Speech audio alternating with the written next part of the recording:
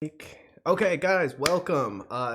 Nick and I are doing another live stream. We're actually doing a dual stream. So we're live over on his channel, and he was like, hey, we should do both. And I was like, all right, let me throw that together. So we are dual live streaming over on Nick's channel and mine, hence why I missed the countdown, because he and I are talking about photography and stuff. And excuse me, he is doing some sort of polished build tonight. I'm not sure what I'm doing, because if I crank my drill like that, I'm going to wake my kids up. So I can't be hammering on that. But so if you guys have any questions about polished builds, leave them in the comment, or actually leave them over on Nick's channel. So if you have any questions about the polished build, go over to youtube.com/N.Devine83 and join his chat, and make sure you subscribe while you're there, because he's a better builder than I am. But so drop your polished build questions over there, because he's going to be monitoring that chat while I'm going to be monitoring mine, and he's the one with the fire tips on all the builds.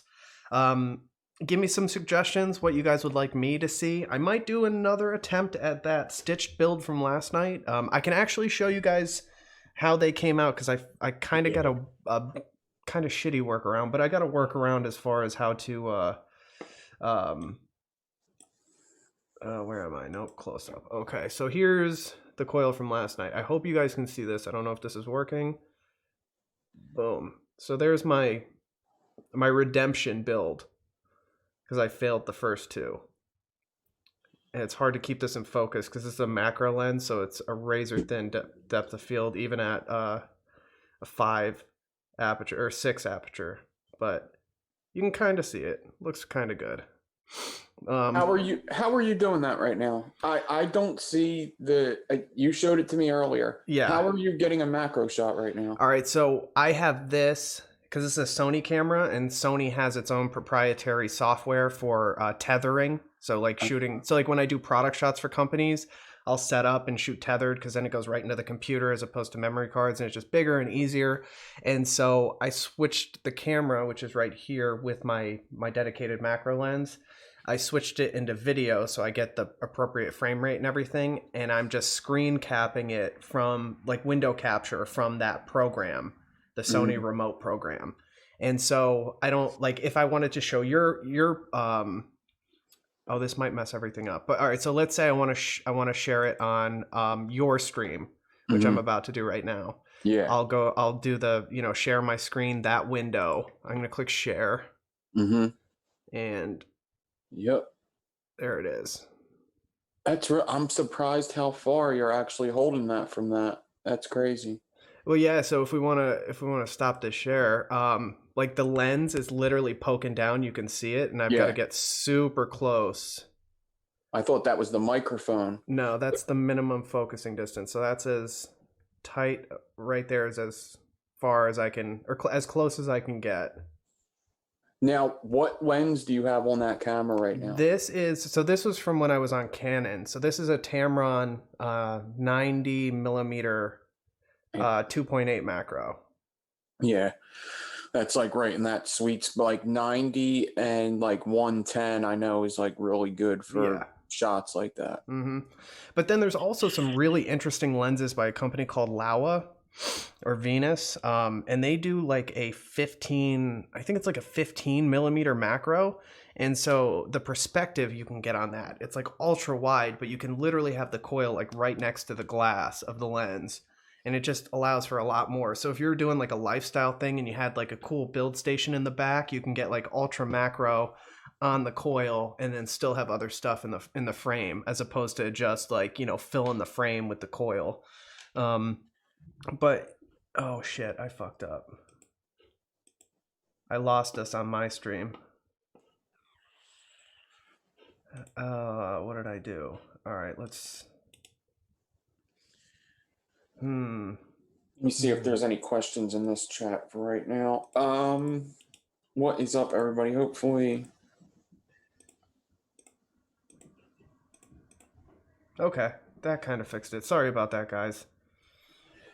Do you have a Raynox or any extension tubes? I used to use extension tubes. Yeah. And I occasionally still do. The only problem is I had them when I was on Canon, so they don't fit my lenses anymore. There's a couple other things I like to do. So even if you have a kit lens on a old Canon T3i, right, you can get some baller macro shots if you know what you're doing. One of the great, even with no extension tubes, take your lens and flip it. Just flip it like so. I wish I had something to show you. So like unhook it, flip it around the lens side toward the camera, and that'll give you really crazy macro shots. You're gonna have to physically zoom like this, like with your body, or focus rather. But you can get really cool shots like that. And then so the further away your lens is from your camera, from your sensor, the more magnified the image is going to be. So that's how extension tubes work. They're an excellent option if you're on a budget. It's definitely how I started before I was able to afford a dedicated macro lens. And say you do have a little bit of budget, right? I've had the actual Canon L 100mm macro. Yeah. And I like the Tamron version better. Don't get trapped in that, buying a brand kind of thing. But there's definitely great ways to do macro without having to spend a ton of money. So don't feel limited by your equipment. And if you were to stay with, like, let's say if you did buy a Canon lens for the Canon camera, you would be able to use that 90mm with the extension tubes and get even closer shots. You could, but so a true macro, you could, but you wouldn't. So a true macro lens, because a lot of like kit lenses will say macro on them, but the real true function of a macro is magnification, 1-to-1 magnification, meaning if your coil is 1 inch, right? A 1-inch coil, or say a coin, that's exactly 1 inch diameter. When you get up to the closest focusing distance, it's reproduced on the sensor in its exact size. So that's where you get the 1-to-1. So the 1 inch will be the 1 inch on the sensor. And so that's where that true macro comes in. And so a lot of lenses will say macro, but your dedicated macro lenses will give you a true 1-to-1 magnification, meaning you fill that frame with that coil and it's going to reproduce in all its glorious detail and everything like that. Have you ever gone into photo stacking? Oh yeah, dude. Focus stacking's the way to go. Yeah. I do that especially when I shoot product photography. Yeah. Like when I did Hometown, I did all their web whites, and for each flavor profile, if it were like strawberry, mango, pineapple, I went to the grocery store and bought, the props for that flavor profile. And so I was shooting on a piece of acrylic that was like, it was a piece of foam core with a clear acrylic so I can get that mirrored finish. And it was probably 2.5 feet, and I had fruit from the front to the back. And so I needed to get all of that in focus. And the only way to do that is to do focus stacking. Yep. And then when you're also even, if I opened it up to, all right, so like, because if I opened it up to f/22, which would be like my biggest depth of field, it's going to get softer. So like the sweet spot on this lens is like f9, f16 at the highest. So that opens up what's in focus, the depth of field. Even at that, when you're so close to the lens with something so small as a coil, it's still not getting everything in focus. And so if you want it all in focus, you have to stack. You just move the focus plane so you get each piece and then merge it all together in Photoshop.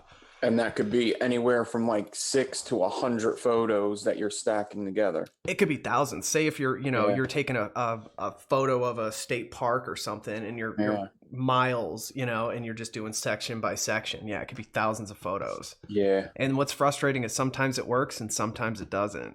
Yeah, yeah. Do you got like a rail or whatever to do that with? No, I just do it by eye. Yeah.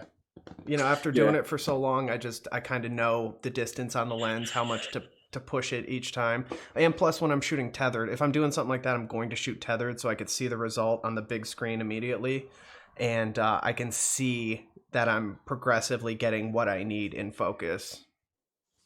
Yeah. It's a whole other world, a whole other hobby.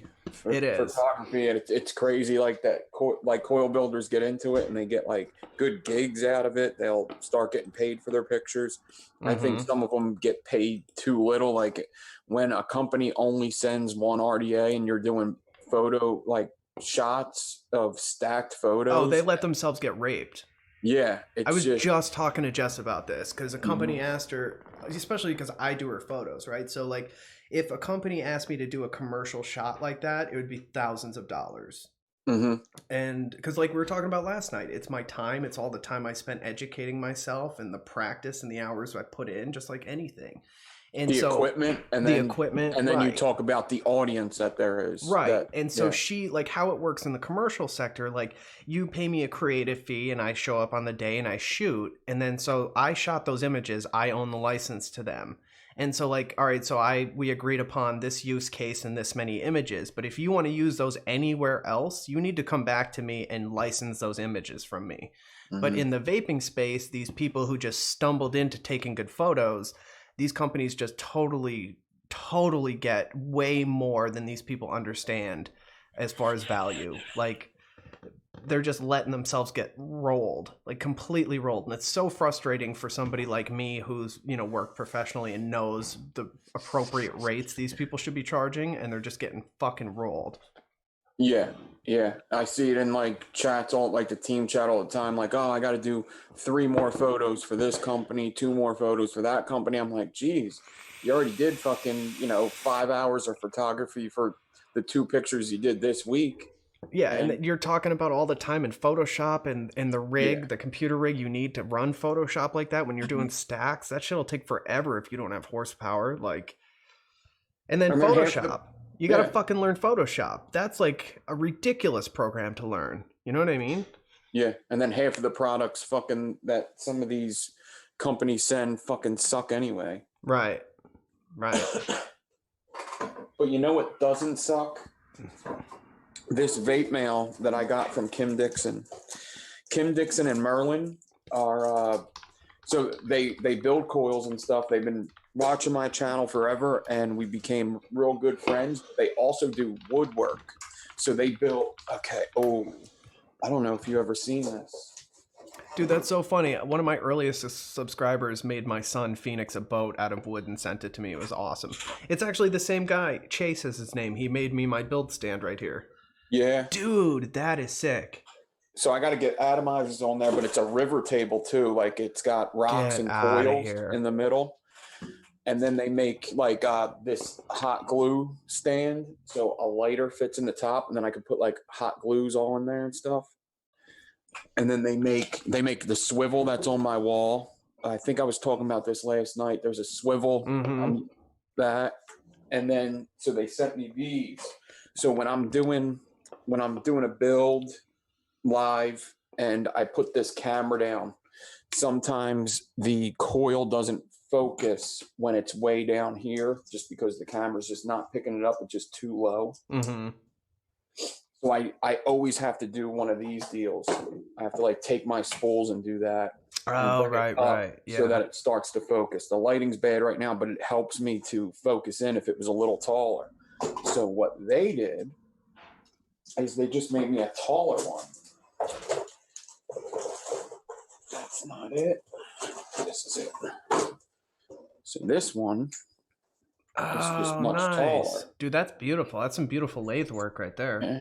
They got they burnt the whatchamacallit before, they burnt the wood, heat treated the 510. Nice. Yeah. Oh, that's some nice work. Yeah, and then they sent over some for Patreon giveaway and stuff too. So, wow, that's awesome. Those are beautiful.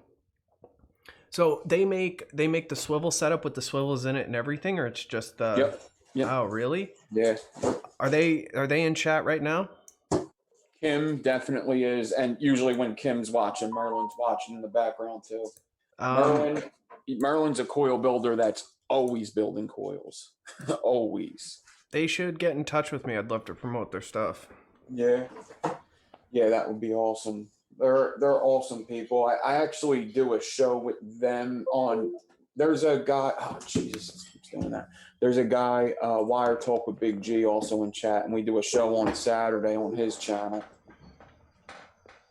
And Kim Dixon comes along sometimes and hangs out too.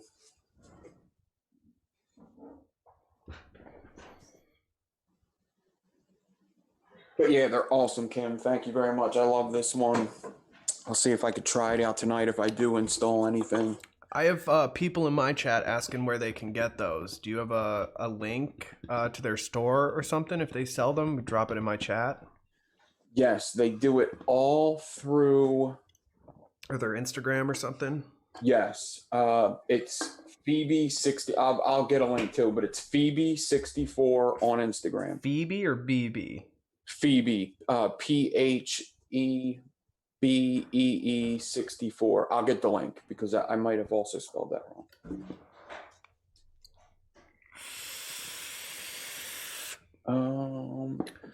If anybody has that link and can drop it in my chat, it'd be greatly appreciated. Or if the so you can only put something in the chat if you're a moderator? Yes. Oh, that's kind of annoying. I can understand why though. Yeah, I'm about to give you the link now. I'm just pulling up because usually they're in my description, but I only put link to Sherlock's YouTube is in the description, as well as the video we did last night. I put that in there too. So here is the link to that. Copy. Paste. Enter. There's that. Oops. Oh, if I click this, yeah, it pulled it out. Okay, and that's fine. Good thing we aren't talking shit about anybody in our chat. How do I get rid of it now? Chat. Okay. All right, cool. So anybody who's interested, here is the link to those awesome build stands and swivel setups that Nick says is good work, so it definitely is. All right. So okay. I wanted to ask you. Sorry to interrupt you. I did want to ask you something. So last night we did 8 cores. If I wanted to do 10 cores, can I still use a 24 D core, or should I use a 22? Yeah, 10 core would definitely be more like 22, but let me figure that out. So it's 3, 5. So that's like 5 pieces of 28. So that is 26. 22 is pretty much dead on what you would need. Yep. I thought so. You know, I'm still not good at that alien math. Like, I still can't figure it out after all these years. Yeah, it depends. It gets a little tricky when you're mixing like 0.4 and 28 because 0.3 works better with 28. But yeah, it's you're fine. 22. Yes, please. Thank you.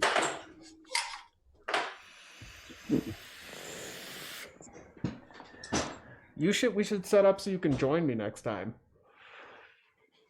Jess. We should set up so you can join me next time. Thank you. All right, so 22, which I do have. Okay. Sorry for the interruptions.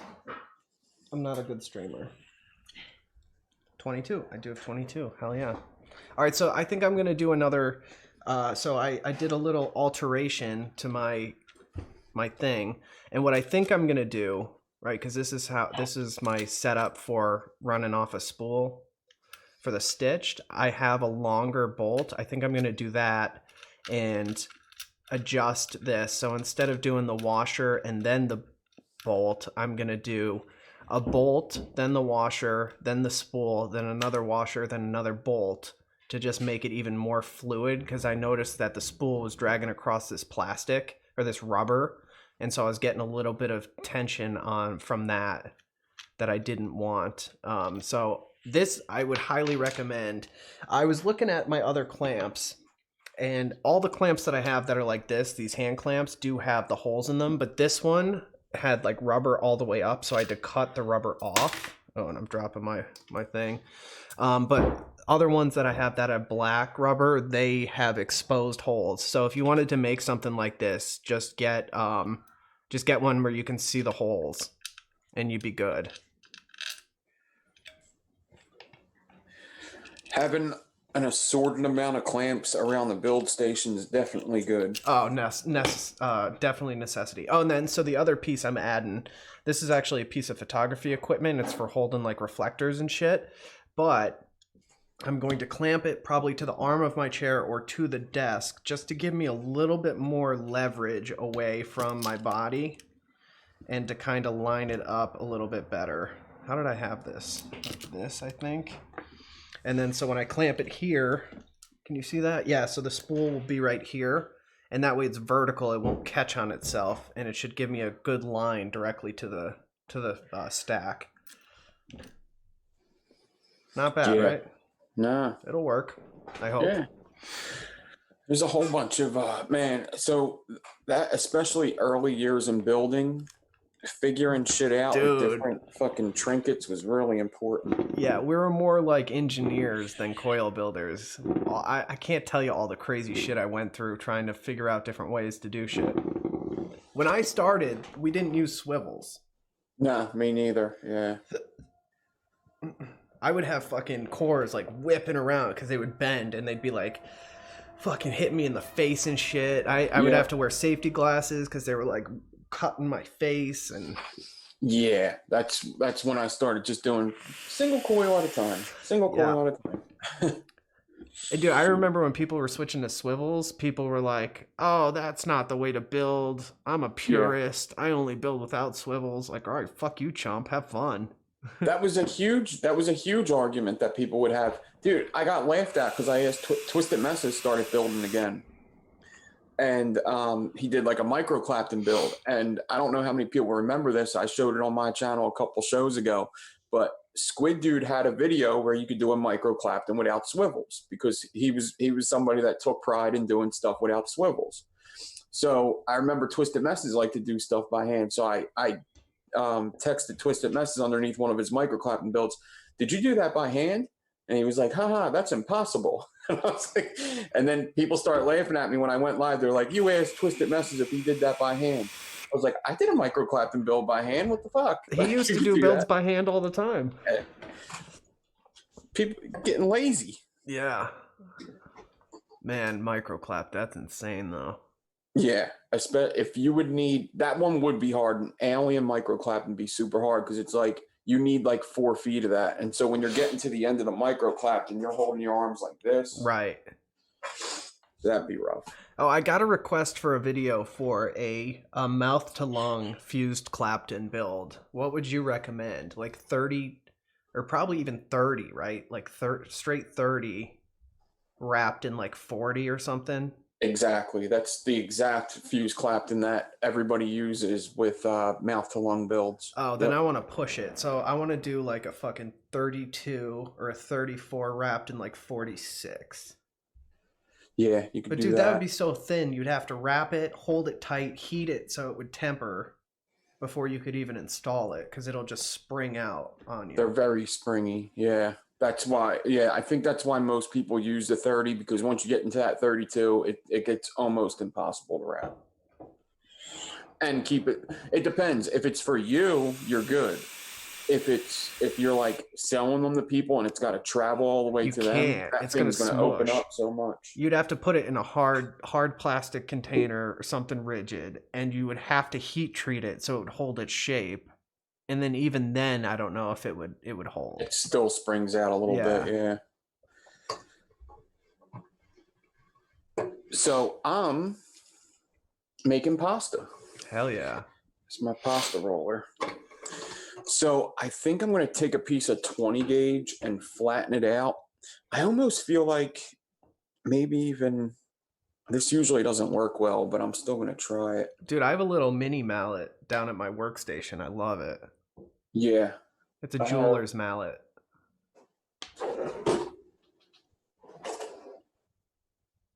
Mine's around here somewhere. But, yeah. I might even twist like 2 pieces of 20 gauge flatten it, and then try to wrap it and polish it. Oh, there you go. What, like helix it or something? Or just wrap it? Just twist just simple twist 2 pieces of 20 gauge. The only problem is usually when you do that and flatten it, it's extremely hard to wrap. Right. Yo, you know what I was thinking we should do, man? We should do a stream together where we raise money for like either Feeding America or some Red Cross or one of these charities that desperately need help right now, and just do like the craziest, most intricate builds that we can, and do like an 8-hour stream of like the most ridiculous coil that we can think of, and see if we can raise some money for some charity. We could do on a Saturday or Sunday or something. Yeah, on a weekend. Definitely Saturday's better. Yeah, because I know you've got to work and shit, so. Yeah, Saturdays would be good. But, I mean, now's the time to do it, right? Yeah. Because even now, like, I'm working, but we're seriously thinking about taking next week off. Because, you know, I don't really even like talking about the coronavirus thing because I got a bad attitude about it. I'm very skeptical of a lot of things that come out of any of the mouths of the news or anything. Yeah. And I almost feel like, dude, you know, China's like blaming the US for this. Oh yeah, no, I saw. And I tend to believe that more than it's China's fault. Really? So, yes. Why? Based on what? Based on everything that happened before it. Like based what though? What do you mean? Pulling out of like Trump was there the week that it started, and based on we were like coming out of like Trump was trying to stop import from China like 2 weeks ago, and then they talk about how Italy you know, we stopped giving them trillions of dollars for the ecosystem we're fucking up to Italy. For whatever reason, we got into some deal with Italy where Italy would tax the rest of the world for messing up the ecosystem. Like we get a certain bandwidth for the ecosystem. If you put in more carbon than the set amount, then we would give money to Italy for research on fixing the ecosystem. The US was paying like $3 trillion a year to Italy. And Trump pulled out of that. He said, we're not doing that shit anymore. It's ridiculous. And so that's like, it's a conspiracy out there that like, that they think it was an attack on China and Italy. Well, which I'm not saying I 100% believe it, but I'm saying that things are just weird now, man. They're just weird. And I think it's like, I think they know more than what they're telling us. Well, that's always the case, isn't it? Exactly. That's not even a conspiracy. Like, that's the truth. Like, the public's the last to find out what's really going on. Exactly. Like, when we were torturing people in Afghanistan, we didn't find out about that until a few years ago. Yeah. Like, I just heard, like, a little bit ago, like, we've been gassing people on borders or something. Like, it's crazy. Oh, okay. So somebody asked me earlier how I get the notches in my bead, my bead thing. And what I do is carefully take a razor blade, and if you have them, wear some leather gloves or something to protect your hands. But I literally just go at an angle like you would when you're chopping wood. You know, you go angle back and forth. I would do the same thing. I would just kind of dig out a little bit in a straight line, trying to stay as straight as possible. If you accidentally make it off axis, it's going to fuck up the whole thing and you're going to have to toss it. So make it as straight as possible. Make yourself a guideline, like an etching straight down, and then just go at a V angle, keep notching it out. And then once you have it like a little bit, just running this down over and over again will dig it out perfectly for you. So just get a razor blade, a nice sharp one preferably, and just kind of dig at it and you'll get that notch.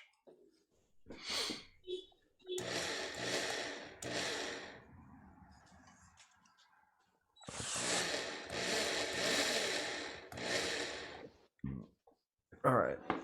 So for my stream, I am going to do I'll put a song on while I'm slamming on my drill here. I'm going to pick a different song from last night, though, because I wasn't a big fan of that one. You use YouTube songs, right? No, I use epidemicsound.com. Oh, yeah. And so I've got quite a big library. However, both my streams that I did yesterday got copyrighted striked from Epidemic, so I got to find out what's going on with that. I'll tell you what's going on. If it's not on that YouTube list, it's automatically going to get looked at. Huh. It doesn't matter what it is. So there's a guy, Adam Pilarczyk, that I use his music. He remakes like popular songs. And they will literally take all the money and say that it's their song. There's companies out there that'll be like, oh, we made that remake.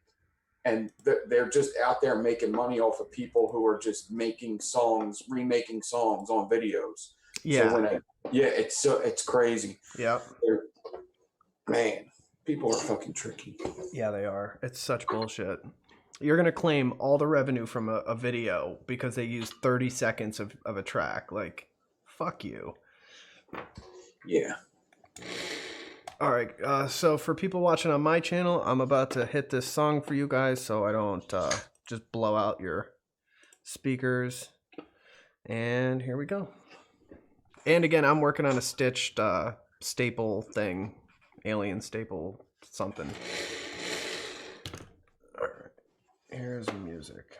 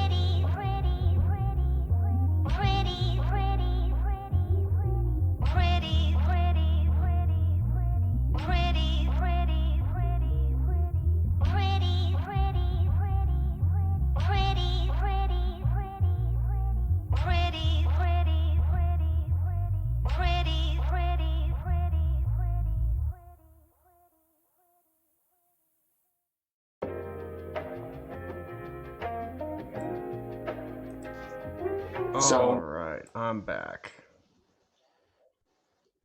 I twisted 2 pieces of 20 gauge together and sent it through the pasta roller. It's not even on the tightest setting. It's on the second to last tightest setting. And I sent it through, I guess it was like 10 times. So I could still send it through on the tightest setting. But so far. Oh, nice. Dude, that's so clean already. I love a good old chain build like that. Yeah. Man, if you could do some sort of micro Clapton and twist it in those grooves, that would be pretty badass. Or, dude, see the spacing in between each one? If you could, like, fucking stitch something in between those going through, that'd be cool. Yeah. The Helix thing definitely would also look cool, too, but you could probably put something through there. Do the Helix and then stitch it, or staple, or flatten it all together. Yeah, it gets super, like when you compress that metal, it gets so fucking hard. It's like, this thing's going to be a bitch to wrap. Yeah. Yeah, what gauge is that too? 20 gauge nichrome. Oof, that's going to be hot too. Yeah. I don't think I'm going to vape this one. No, man, you'd have to do like 10 wraps per coil. Okay, where am I at? Okay, so I made my D-core. And then I'll start prepping out my cores. So I might try to run this whole thing this time instead of cutting it. Because I still have the other half from last night that I never wrapped. Yeah. But we'll see. I think it's way more manageable cutting it in half, though. I think that's one of the best tips that you could give. Do a coil at a time. Yeah, stitched alien, it's definitely, I do it for just regular for aliens too, because I've always just had way more success doing a coil at a time with for aliens than doing the whole entire thing. I don't know why, it just always seems to be better.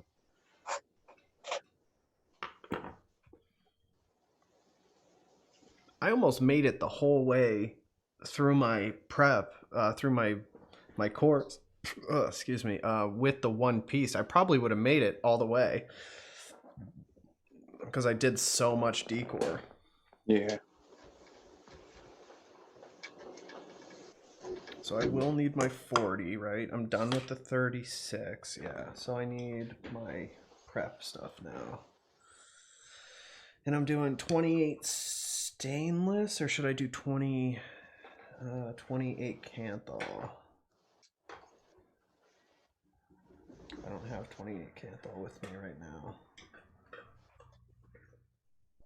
Oh, I do. I'm going to do Canthal because it won't be as hot with the 10 cores.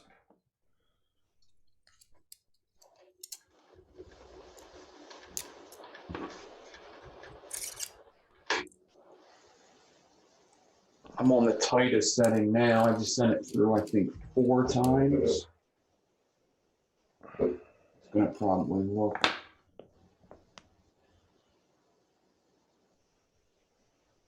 See, normally at my build station, I have a ruler or I have some form of measuring available. I'm just eyeballing everything right now. Oh, dude, that looks great. It's crazy. I don't think I ever done this with this pasta roller. It's funny how some of the simple stuff could look pretty fucking cool. Yeah, dude. I mean, I tell people, like, especially when they're starting, like, you know, go through all the basic builds because, dude, I still love a Helix for actual vaping, and they look fucking awesome in my opinion. There's some really awesome variations on Helixes that you can do, and they're slamming vapes. They just vape so great. Yeah. Zipper coil is a really, really good one. Yeah. Mm-hmm. Zippers are fun.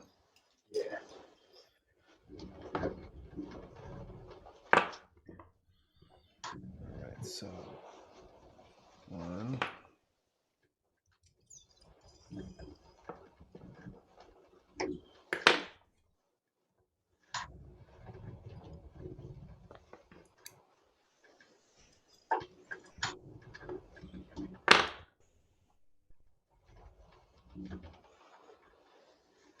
I want to invent an all-in-one tool that's a pair of tweezers and a flush cut, so I don't even have to put anything down.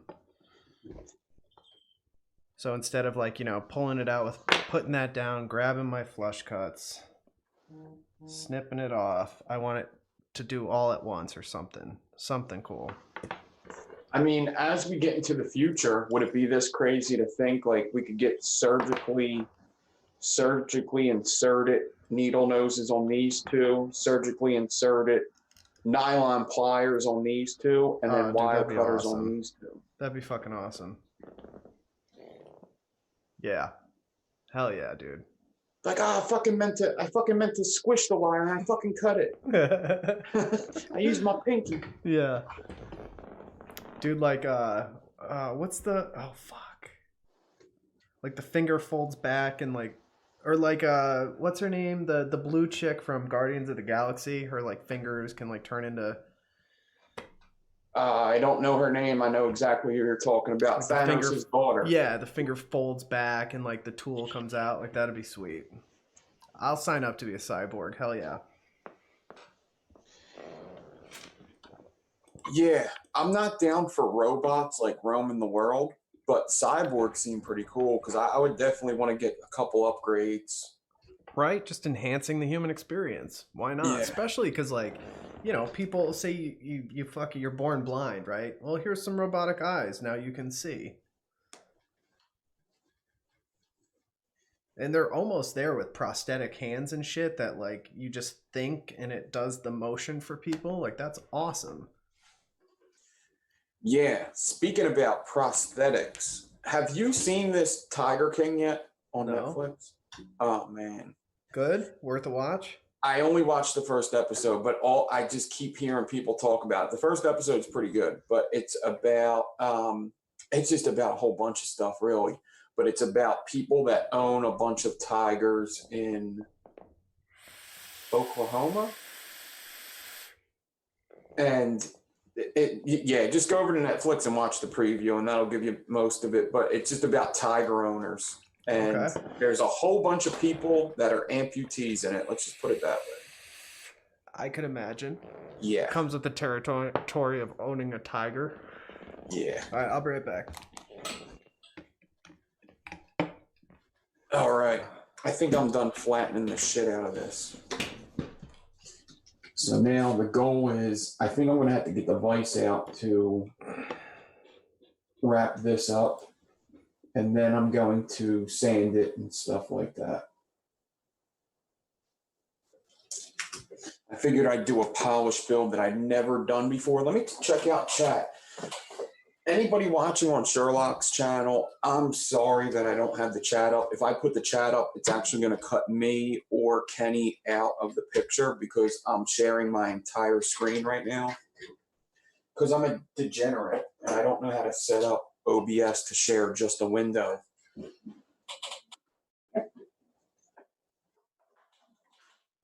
So I'm just going to have to deal with it for now. I'm not looking at my chat either. Let's see. 37 people watching. What's up? Big G, hubba hubba. I'd leave her like a painter's radio. Okay. What's up, Daryl? Joshua Lee. Crazy Face McGee's here. We were just talking about you, Drew. Nothing good. Nothing good. Yeah, I don't have, I think I don't have the chat open. I have to keep looking at it like that. Kenny's actually vaping Hometown Hero right now. Hometown Hero is still around. They do like CBD stuff. They do like CBD flowers now and shit too, right? You're muted.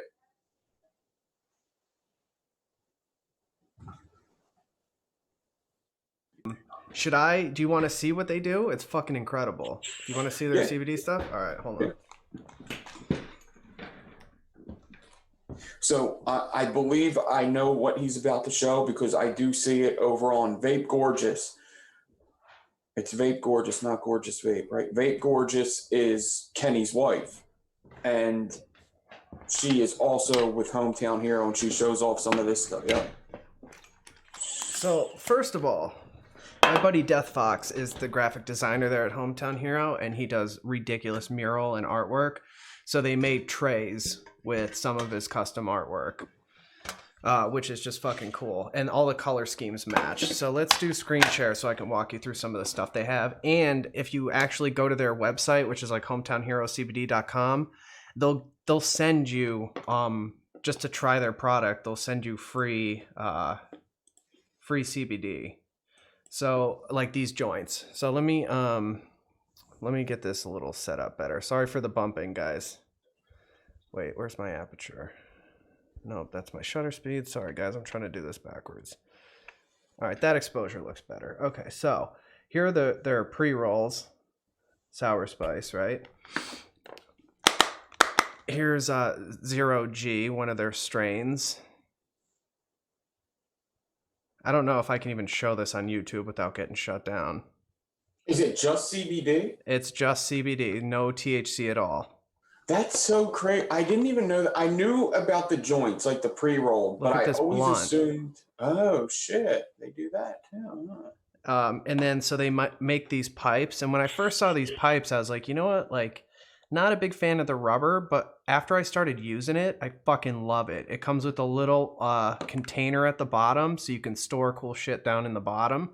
And then it also comes with a little pry tool that's in the bottom of the pipe that has a little like thing on the end. And so is that a 3mm? It is. It's exactly 3mm. And so they have their pipe. They also make the grinder and like everything you would need. But then they also have tinctures and all that shit, chocolate bars, CBD coffee, which was just legit the best coffee I've ever had. Little storage containers, all kinds of great shit. But the strains they have, I mean, the bud, you would think it's like back like smoking weed again. It's unbelievable.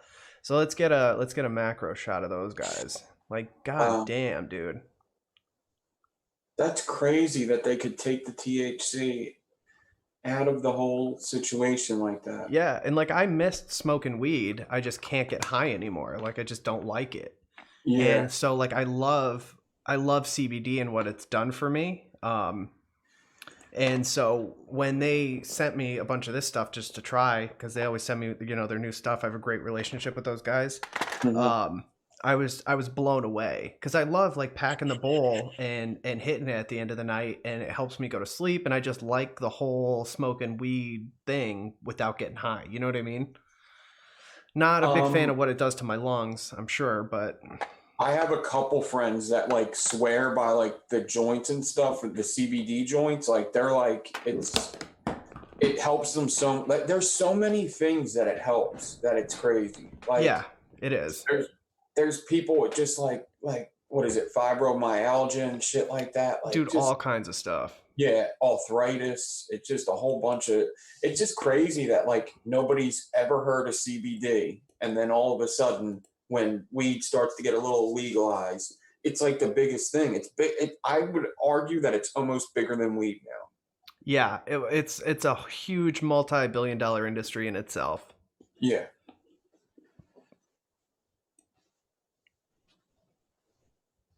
There we go. That's better. Trying to get us framed up. Every time I do screen share, it goes black on my stream. So I've got to go into a different window and then come back. Somebody in chat said, hey, it's got a volume stash underneath. Oh, man. And I've written no retail.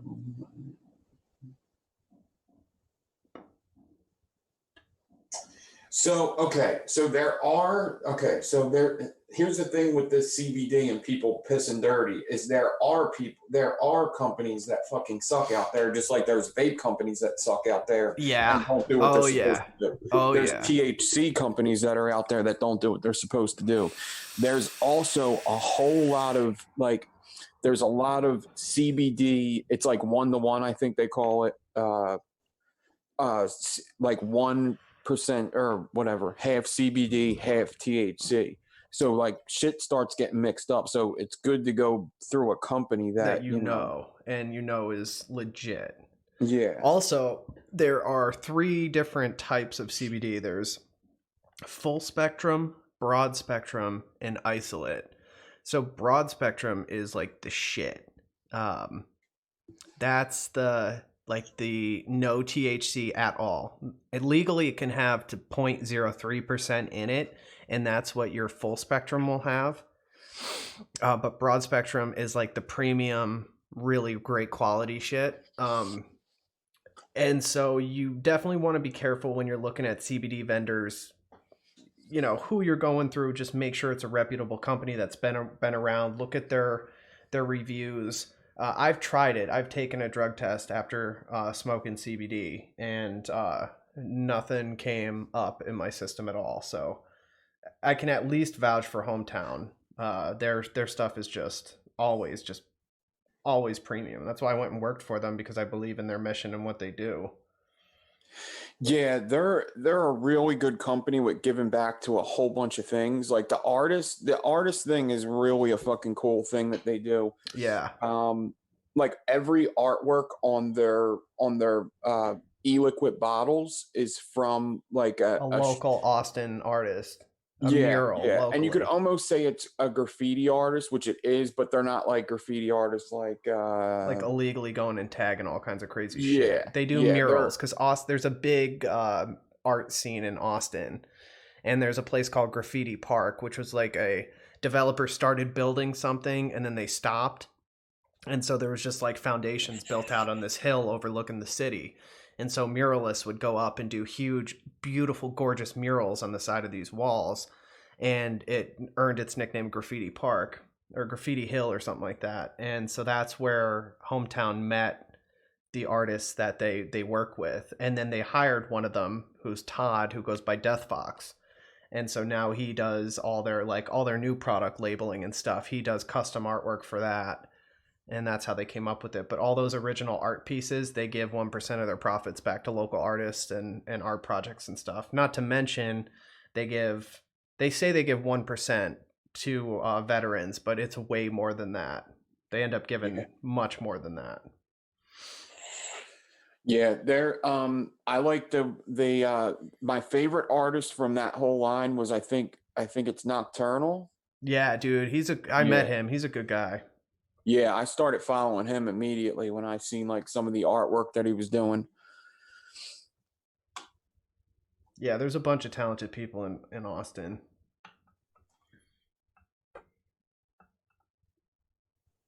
Yeah, but I can vouch for their CBD for sure. It's amazing. It's some of the tastiest bud I've ever had.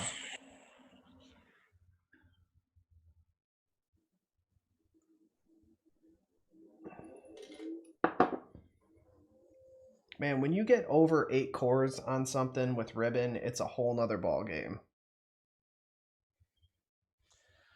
Yeah. You do so you used a paper clip there to Yeah, I just use paper clips. Okay, so you just take your 5 pieces of ribbon, throw it over the swivel, bend it in half, and then you just work your way down and put the paper clips on. Mm-hmm. I literally just do like a little shimmy down, and it does stack itself if it's clean ribbon. Yeah. It's just a feel thing too. After years of doing it, you know how it is. I do notice that when you stack the ribbon, it's much quicker than how I do it. I really like make sure everything's tight. I'll break out the hot glue and shit. Sometimes I'll even break out the super glue and throw it down that whole entire thing. That's a great idea. But because I learned a different style of building because I was doing production. So I learned the fastest and most efficient way possible. Yeah. These streams with you were the first time I built coils for leisure in a long time. Yeah, that's it would be fun. I do always think like it would be fun to do like a 2-foot like a 2-foot section of like a corrugated staple stacker fuse Clapton. No, and that would not be fun. No. And I actually think of the work that would go into it. I'm like, nah, you know what? Yeah, no. Just do one pitchfork. Yeah. God, I dreaded those builds. Ugh.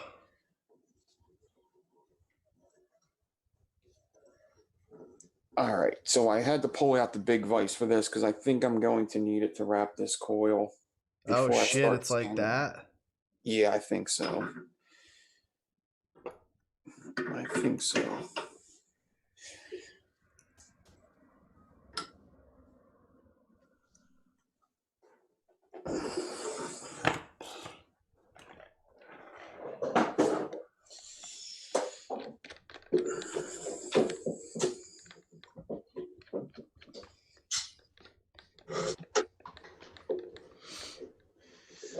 All right. Wrap it around a 3mm. Okay. I got a clean connection there. I'm looking good. Hell yeah, clean prep.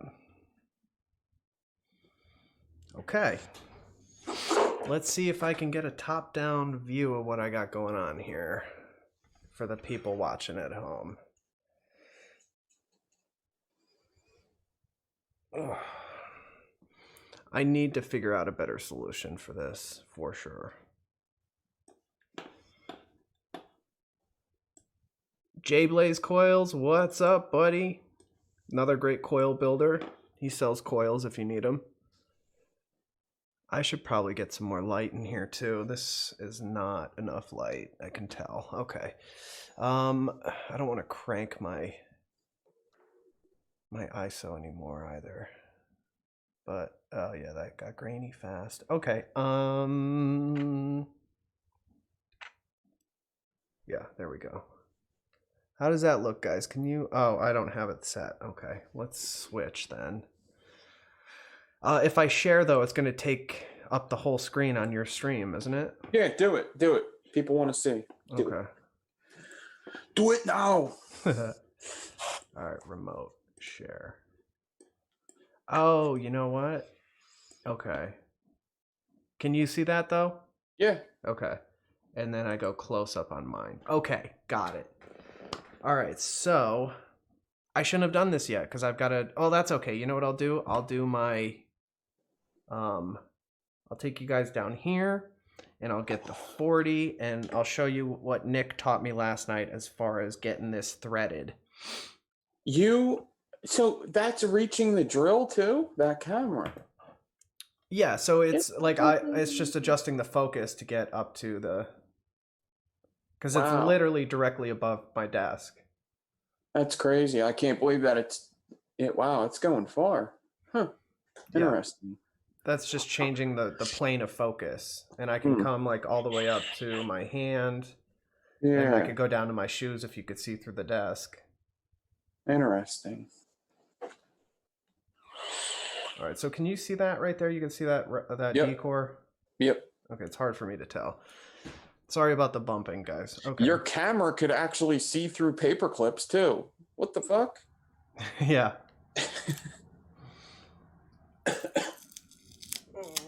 Okay. All right, so as Nick said last night, grab a nice clean piece of 40 off the spool. Like if it's janky at all, cut it. Waste wire if you have to, because you definitely need a nice clean piece. And this is where it gets difficult. So, oh, see, fuck, I just pulled it by accident. All right, so I gotta get a cleaner piece now.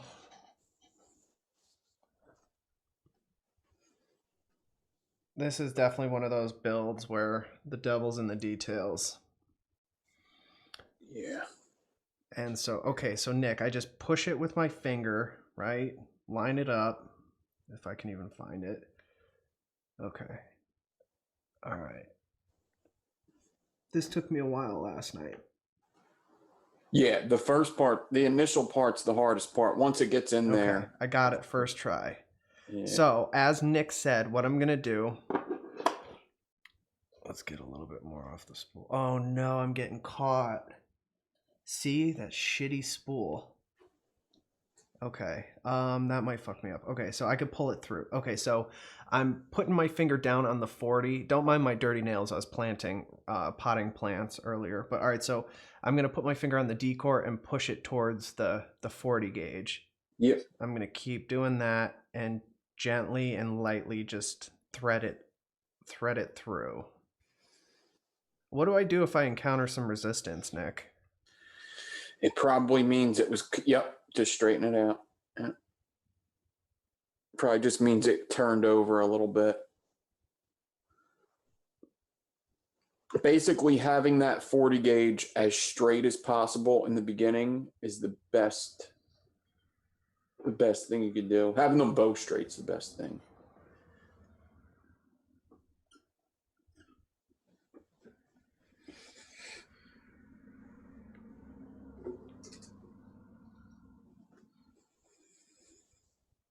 All right, so I'm just working on feeding it through. Once it comes down through the other side, I'll quickly tie the two together.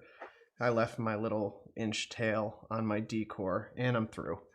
Okay, so hopefully, oh, I just pulled it back through. Okay, so hopefully you can see that. I've got that little tail right there, plus the tail on the D-core. So I'm gonna take these two, and I'm gonna just get them started by hand. And then I'll grab my pliers and just give it a good twist or something. Because I do not want this to get pulled back through by accident.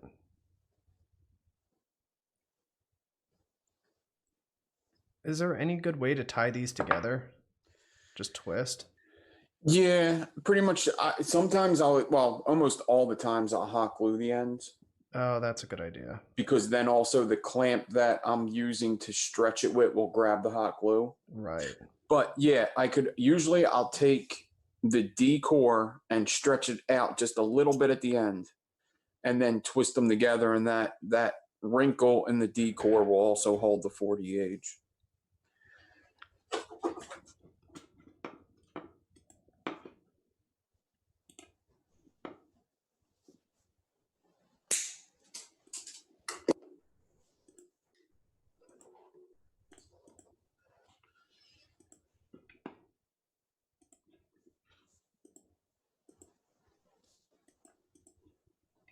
Okay.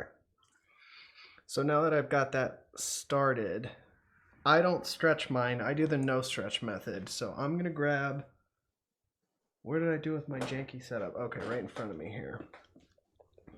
I'm going to clip this onto my desk, or onto my chair, and I'm going to feed the spool through onto my bolt here.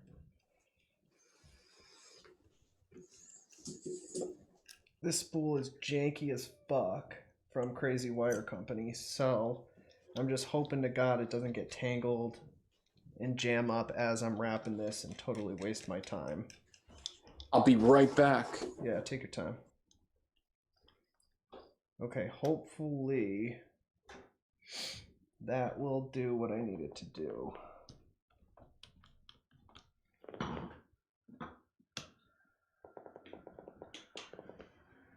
Okay, so again, I'm not going to stretch this prior.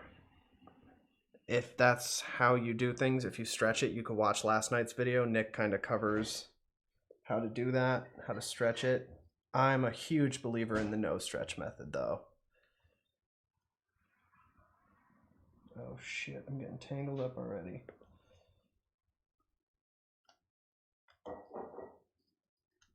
I'm wondering if I have too much tension on my spool. So I'm just going to loosen that up a little bit. I really need that to spin freely. So you guys can see that, right there? Okay. I will go close up here so you guys can see the wrapping. But I'm going to start so you can see like how I'm holding this and the distance that I'm doing. Okay, so I did my D-core counterclockwise, so I'm going to wrap this clockwise. And for me, for my eye, that's over as opposed to under. And I like it that way so I can see it going up and how it's wrapping as I do it. But, you know, to each his own. Yeah, I like to wrap my aliens in the reverse. I think that's what you're saying too, counterclockwise, the alien, yeah, right? Yeah, you have to, yeah. Yeah. Okay, here we go. I'm going to get started, pull back a bit.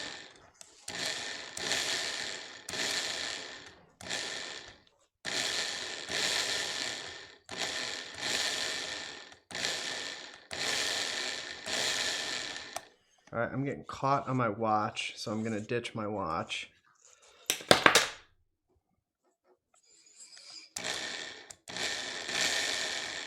Oh, fuck.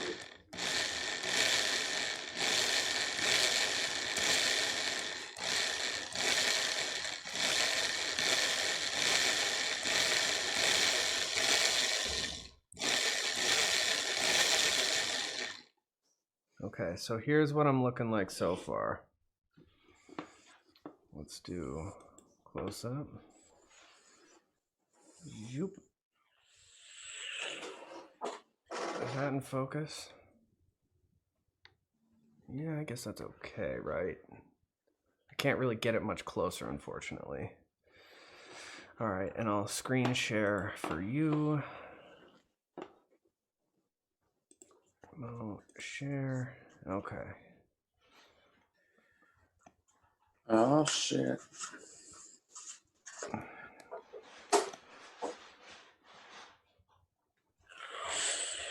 I'm getting tangled on my spool. I can feel it.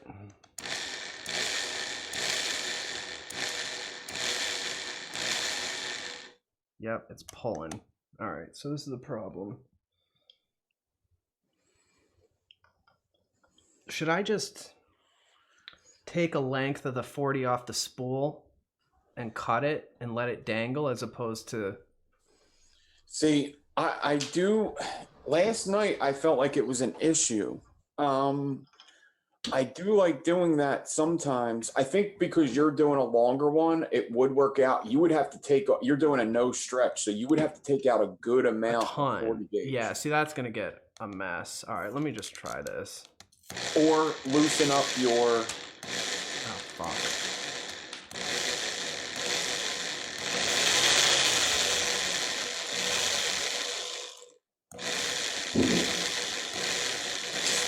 There I go. I'm getting tight again.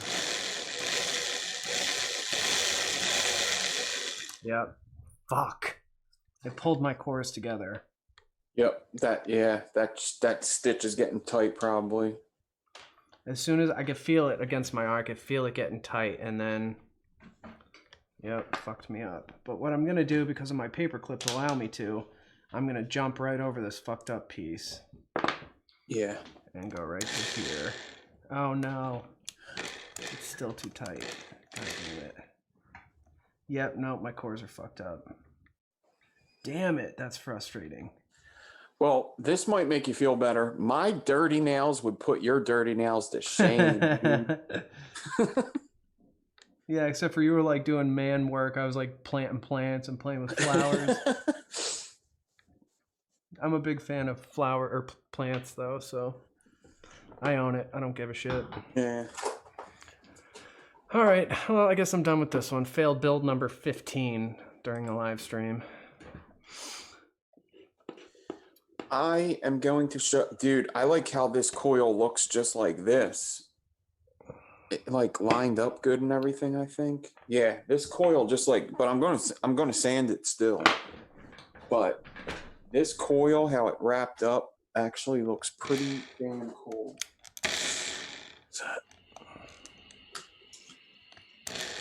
Well, don't sand it if you don't want to, man. Oh no, I'm sanding it because it's fairly easy to make. Yeah, this totally fucked my shit up. God damn it.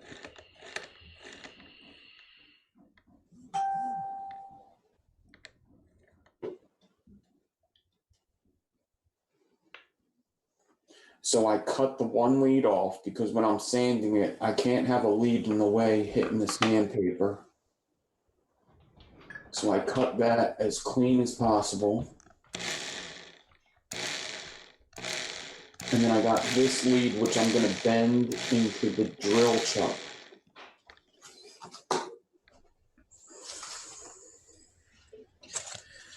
So I need a bit to put into the drill.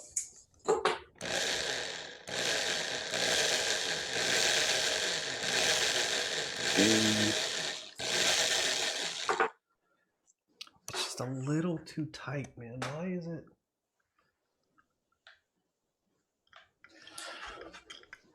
Yes.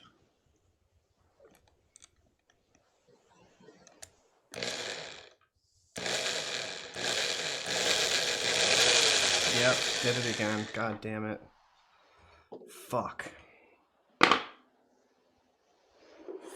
Fuck you, shitty spools. That's what you get for trying to fucking cheap out. That's a perfect example of why, like when you're starting off building, getting cheap wire is great. But when you start getting into even crazy wire, for the most part, it's good wire, though. I'm not even going to say that it's bad wire. Until you get up to this. Wait, you see that? I got to show you this spool. Check this out. Every good company comes out with bad spools sometimes. Yeah. Yeah. It's just loose. It's fucking getting caught on itself. I'm not a fan of their spools, period. That's my biggest gripe with that company. And the shape of these fucking things with these notches, like why? Yeah. I've never been a fan of their spools, especially the ones that are even thinner. Like they have a very small inside circle. Right. Yep. Yeah.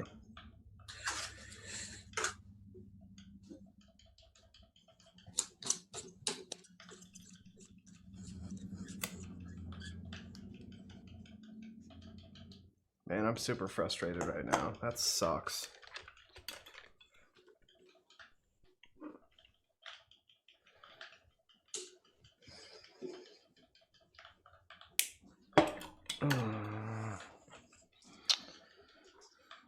What am I gonna do now, Nick? Build something else, I guess? Yeah, or... Yeah, up to you. Or I could just talk about it. You want to talk it out? Yeah. Talk about our feelings. Yeah. We could, yeah, dude, whenever something happens, yeah, just start blaming it on other shit, you know? Yeah, dude, this wasn't my fault. It was the fucking spool's fault. I get that a lot in construction. There's guys that just, they'll never take the blame for anything. Right.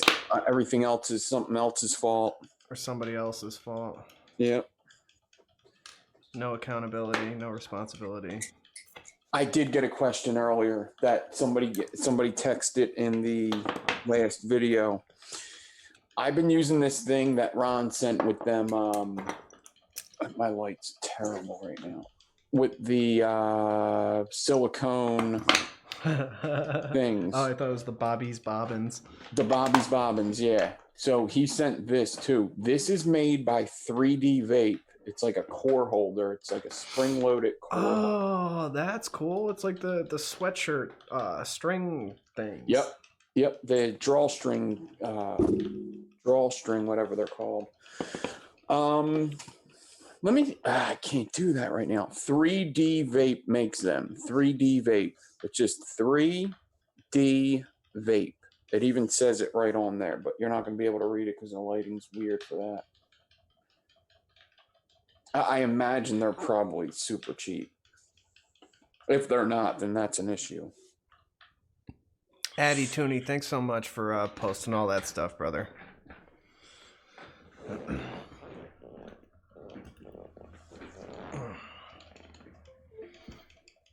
So do you like that as opposed to any other mechanism for keeping your shit together? So, I just got that like a week ago. I've been using it very often. I saw you using it yesterday. I forgot to ask you about it. Yeah, I've been liking it. The only other thing I usually use is I use these things for everything. The little clothespins. The little wooden clothespins you get at the dollar store. I usually use these. Right. Or a bigger version, like a slightly bigger version of them.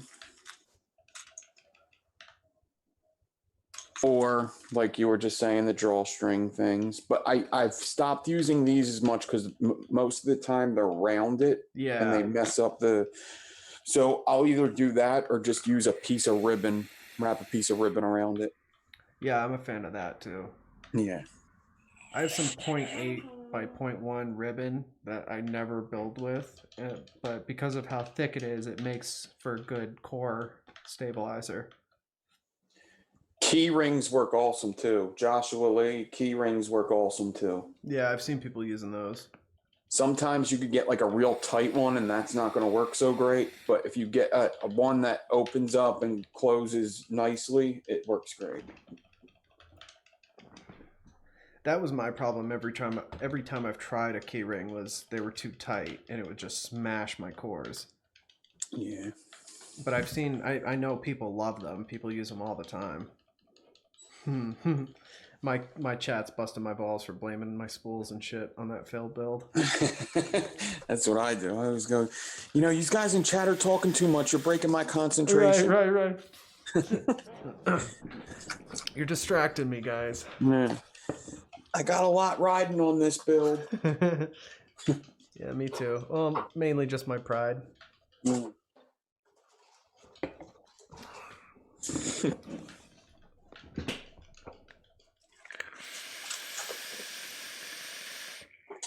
All right.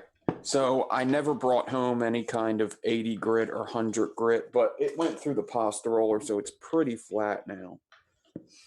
The lowest grit I have at the moment is 1500, which is still that's a pretty fine sandpaper. Yeah, you're getting up into finer work there, Bondo and shit. Yeah, and then I have all these. These are 1,000 to 7,000. It goes 1,000, 2,000, 3,000, 5,000, 7,000, and I'll just keep going down. So I'm going to start with the grittiest of them, which is the 15, and then go to 1,000 is the grittiest. So, for those of you guys who want to get into polish builds, and I definitely recommend it. They're pretty, especially if you do like an 18 gauge round wire. Even take off a bunch of material with low grit and then work your way up to like a mirror finish. A good set to get there would be like go to a local auto parts store and get a auto body finishing sandpaper kit, and it'll come with like 1,000 up to 6 or 7 maybe. You might have to buy the 2 kits because they'll come in like the lower grip pack and then the higher grip pack. But it's a cheap way to get into it instead of buying sheets because they're hard to locate. Finding a pack of or a sheet of 10,000 grit sandpaper is not easy. But I love having 10,000 because you can do mods with that. You can take out, scratches and stuff with the 10,000 and really shine up brass and copper. So I use the 10,000 for all kinds of shit. Even around the house, I use it for stuff. You could use like 3,000 for your contacts on your mods, right? Like take any arch marks out and stuff like that. And it's like I bought these sheets probably 2 years ago, and like I've used that much. I've still got so much more of them left. I cut them all at the same time, so they're all the same size. Oh, that's a good idea. That'll last me a lifetime. And do you do it dry or wet? Well, I have, so like when you get to that grit, it's wet dry either. But when I start getting up towards like 6,000-7,000, I start adding water. A, for the heat factor because it gets so goddamn hot. Mm-hmm. And B, the water just helps the process along much better. Mm-hmm. So I'll normally have like a water bottle with the cap, and I can like just kind of dribble it on as I need to. So somebody told me, and this is what I've been doing, is I take them and I like right now I have my ultrasonic there. I'll literally put them in. This is what I'm going to do right now. I got a water bottle here, and I got a plastic Ziploc bag that I had wire in. So I'm going to take my 7,000, 5,000, and 3,000. I'm going to put them in that bag. And they can literally just soak in there as I'm doing the other grits. Oh, that's a great idea. They won't break apart because they're made to get wet. So they're just going to soak in that bag. Just a little bit of water will go a long way. Yeah, you don't need a lot. And there's a hole in the bag. So preferably a bag without a hole. Yeah, that would be better. Yeah. Professional. We know what we're doing. Yeah. We're good at this. There you go. All right. So I'll do these first 3 dry. I think that's a good idea, because then also when it gets wet, it leaves this black soot on your fingers and shit. Yeah, it's a messy process. And you can't really use a glove, because then the glove gets caught up in the coil. Oh yeah. Oh yeah.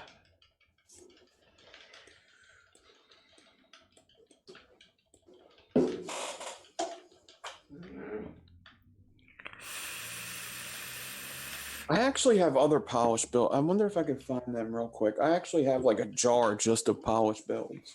So do you have like RDAs all over your space with builds in them? I do, but since I moved, I got way more organized, but that's why like none of this shit is filled up. So like I have all these like RDA holders up here that are completely empty. Same thing with that wooden thing, holds RDAs all on the top. I need an RDA holder, like desperately.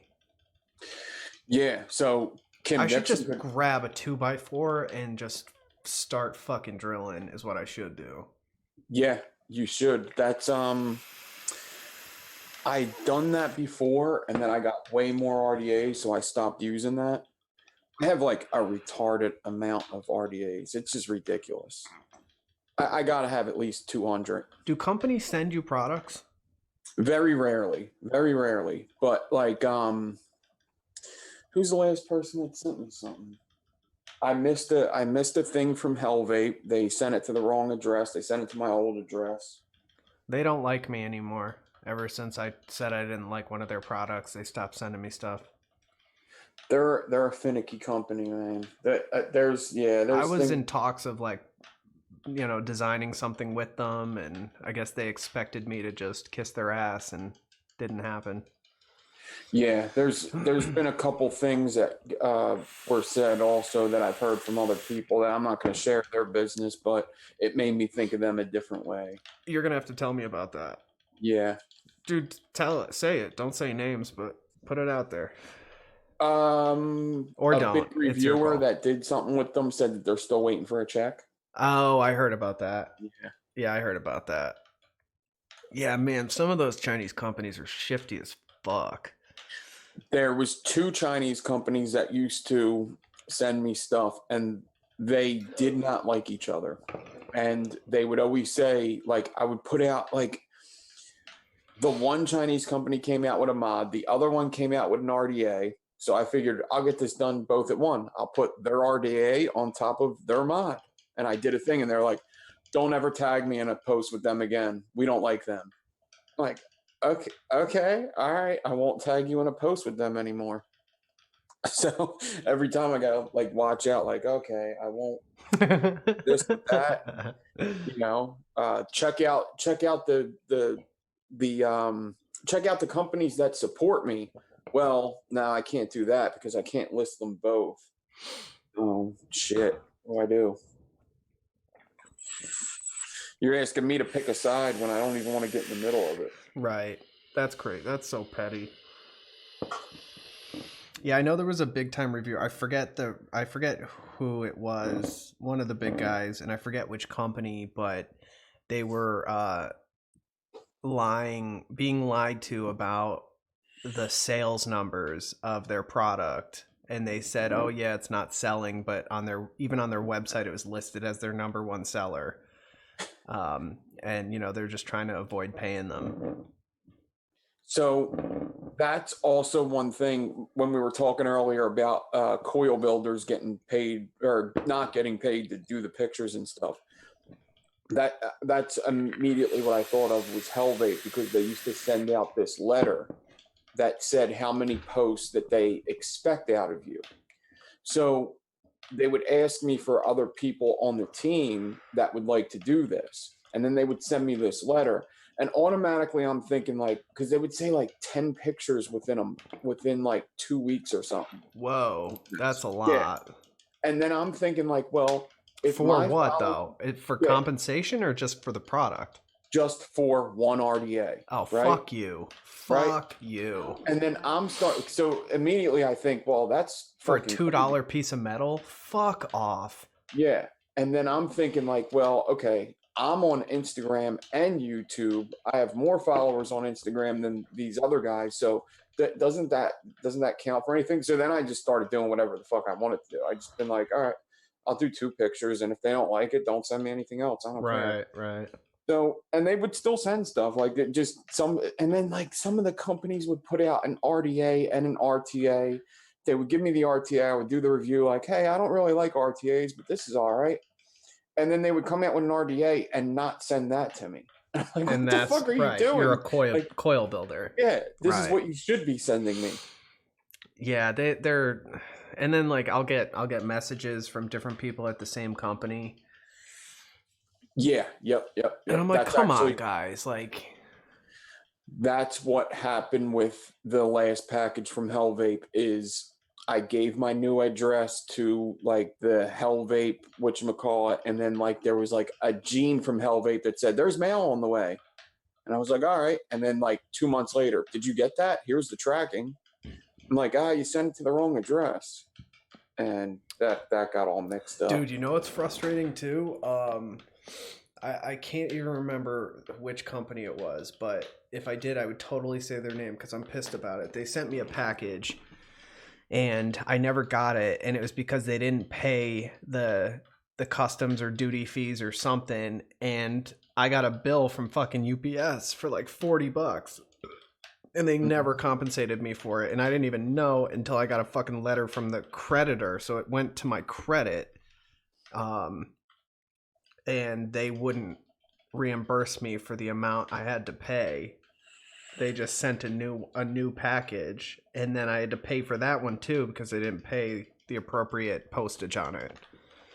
So I had to give fucking UPS a check at the door to even get their fucking packages, and I didn't get reimbursed for that either. And it probably cost more than the RDA anyway. Oh god, yeah. It was like $50. Most Chinese RDAs are like $25 to buy. Yeah, and it cost them like less than $1 to manufacture. Yeah. It's definitely slowed down with that. And I think, like, you know what the problem with vaping is it moves so fucking fast. Like, a little too fast, yeah. Yeah. And now everybody's burnt out. They're looking for ideas. And, you know, now the industry's kind of gone like to, like now, like everybody's putting out a new, a no post RDA or like a dead rabbit kind of RDA. Mm-hmm. And it's like, there's so many other options still. But we all get onto this. We all get onto trend. Bandwagon. Well, something hits, right? Something hits and sells really well, and then every other company jumps on it to try to scoop those sales. Yeah. Yeah. Once you've seen the dead rabbit with the top-down airflow, and then you've seen the drop with the side airflow with that same style deck, you knew somebody was going to come out with a bottom airflow, and then you knew that somebody was going to do a bottom and a top airflow, and then, you know, an RTA, of course, is going to come out of it. Mm-hmm. Yeah, it's just like one big cash grab on that design by whoever can get it to market first. Yeah. Is squonking still popular? I'm so out of the loop right now. So I think a lot of people still do squonk. I personally actually think it's more work than dripping. It is.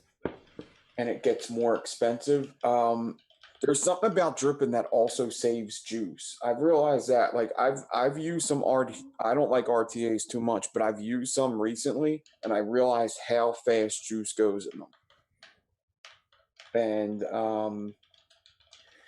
it's the same thing with squonking. Like when you actually see that little bottle of juice just shrink, and you're filling it up 3 times a day, you realize how quick juice goes. But when I drip, I kind of am a little sparing about it. Right. Yeah, squonking is definitely more hassle than dripping. Especially if you don't have, like, I don't care what squonk it is. Like, the bottle, it'll leak. It gets, like, into where the batteries are. I'm constantly wiping and cleaning and filling that fucking bottle, and I have juice all over my hands, and it's just so much easier just to go boop and be done with it. Absolutely. Let me start sanding this fucker. I definitely don't sand as long as probably I should. So I'm going to do what looks good in a decent amount of time. Yeah, there you go. And Jose asked what you're building. In my chat, Nick's not going to be able to see your chat, unfortunately, because we're running dual streams. But he's building a polished build. He did a flat twisted. He twisted to, what'd you say, 18 or 20? 20. He twisted two 20 gauge nichrome pieces and then ran them through a pasta maker to flatten them out. And now he's about to hit them with, like, what'd you say, 1,000 up to 7? Yep. So it's he's gonna six different pieces of sandpaper, 1,000 up to 7,000. Yeah. I'm going to mute myself.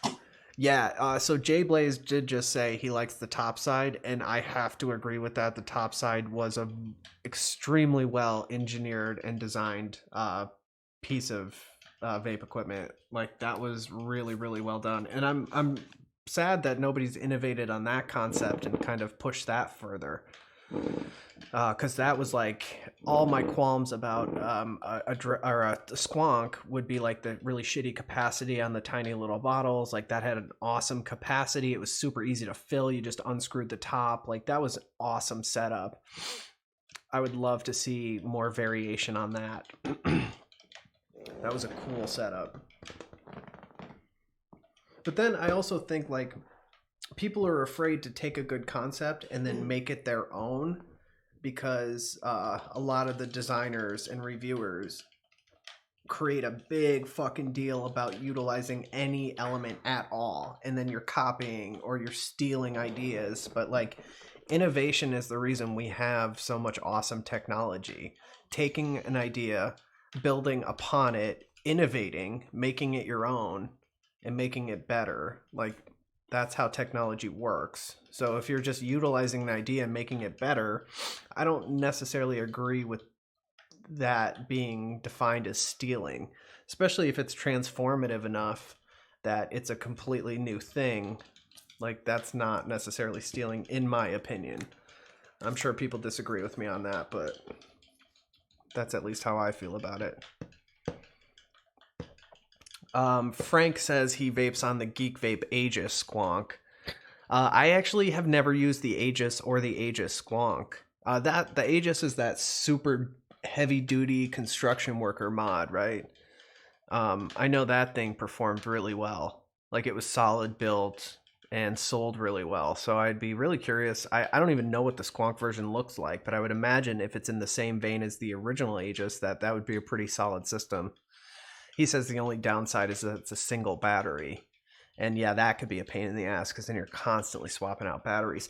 Actually, recently it just left my rotation because there was a hole in the bottle. I was using the Wismec Luxotic squonk designed by Jabo. I think it was one of his last projects with Wismec, but that, in my opinion, is like the pinnacle of a really awesome little efficient squonker. I fucking love that thing, and I would still be using it right now, even with the pain in the ass of filling the bottle and everything, even though that's like a pretty simple design, because it has the metal tube, and so you just pull the bottle out and it has like the stopper that kind of slides up and down the tube, so you literally just pull the bottle out, fill it up, and stick it back in. It's a great system. I love it. And I think it'd be really cool if you could like fill separate bottles and just, you know, quick change them out as opposed to filling it. But I think after just I've had it for like maybe 2.5 years now, if not longer. I think the bottle, from constantly pressing it, I think there's like a slit somewhere in the bottle because it was leaking like a sieve into the battery. That's a little single 18650 mod. It just feels amazing in the hand. It has replaceable door. I just love the way that thing was built. I love the shape, everything. I would love that in a 2700. I think that would be baller. I would love to innovate on that concept because I think that was extremely well done. And actually, the Tobino, which is the RDA that came with that, was fire. Fucking fire, man. That little single coil RDA blew me away. That was the RDA that changed my opinion on single coil RDAs. That will forever stay with me as one of my favorite single coils. just really, truly awesome. And just like the low profileness of that thing, like it was just so easy to carry. I was a huge fan of that. I still am. I just need to, I don't know if I'd ever find a replacement bottle for that at this point, unfortunately. Have you ever tried Defiant Designs TS or DS? Yeah. Yeah, I've got one of those downstairs. I love them. Those are like one of my favorites. I like the Rage Squonk too. Oh yeah, the Rage Squonk. That's just a beast of a mod. You know, perfect desk mod. Real heavy to be carrying all day with you if you're doing anything, but mine's still kicking. You know, two years later or whatever. Yeah, I wish there would be a market. Like the market moves way too fast to do this, but I would love to do like, you know, hey, let's look at a mod from 2 years ago and here's my experience over 2 years of use, you know. But like you can't even buy shit from 2 years ago anymore. Like there's too many products released on a monthly basis to be able to viably do something like that. Like it would get like 2 views, you know what I mean? And so for those of you guys watching or popped in recently, Nick's doing a polished build. He took 2 pieces of 20 gauge nichrome, twisted them up, and then ran them through a pasta maker, and then he coiled them around a bit or something. And so he made his like coil shape, and now he's running through 5 or 6 different pieces of sandpaper, going from 1,000 grit up to 7,000. And so as you do that, it takes off more and more material, but the finer grits do more of a polish than removing actual material.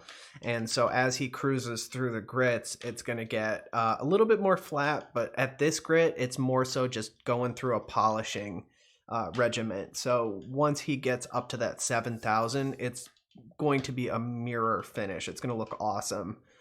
He's also using a little bit of water. And as you're doing builds like this, you want to be careful because you're cranking your drill and it takes time, but you can easily like jam up your fingers.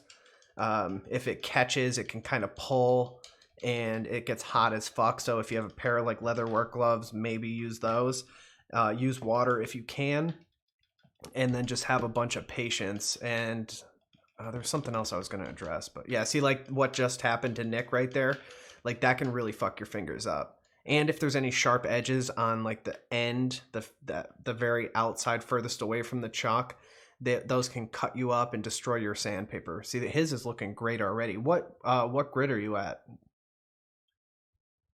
That's the first one, but that's a lot to do with that pasta roller has flattened it out a whole bunch. It looks like it's only going to polish like the protruding parts. Like it's not going to polish inside where you actually see the twists. Right. It's not going to polish them. It's going to polish these parts that are sticking out. Yeah, see, so that's where if you did have access to a lower grit, like a 60 or an 80, that's going to take off a lot of that material and make it more like rounded and smooth. But either way you slice it, you know, just using what you have, you're still going to come out with a really cool looking, unique build. Yeah. So that's the first. I went through the first sandpaper, which was 1,000 twice. I had 2 different pieces of that. Now I'm going to do 15. I'm going to speed it up so it doesn't take too long. But I actually should probably put it in the corded drill. But that right there even was just getting hot. Yeah, I bet.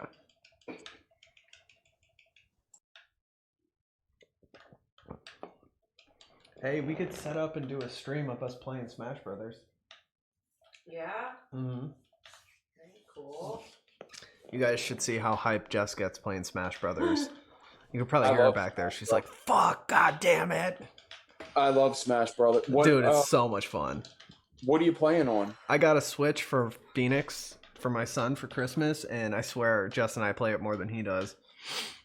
Yeah, Smash Brothers. I always loved Mario Kart. That was one of my favorites. We have Mario Kart too. Love that game. Yeah.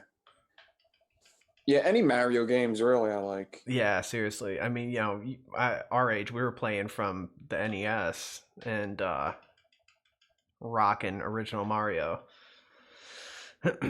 I remember Smash Brothers on what was it, GameCube and Super Nintendo. I was in love with it back then, 20 something years ago. It's even better now.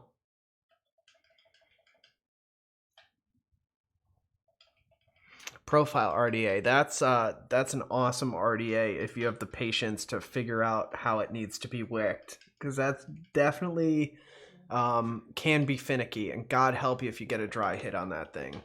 Like, God help you. Oh, right, the Nintendo 64. That's it. Nick, I'm getting people in my chat saying to read your chat. Yo, GoldenEye was my shit, man. I am the best, the greatest GoldenEye player there ever was. Prove me wrong. I'll prove you wrong. Yeah, I would smash you in GoldenEye. Don't even play. I've never even heard of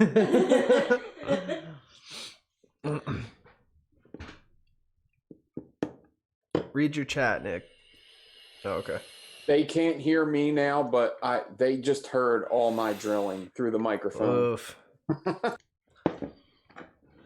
You really don't care about your people.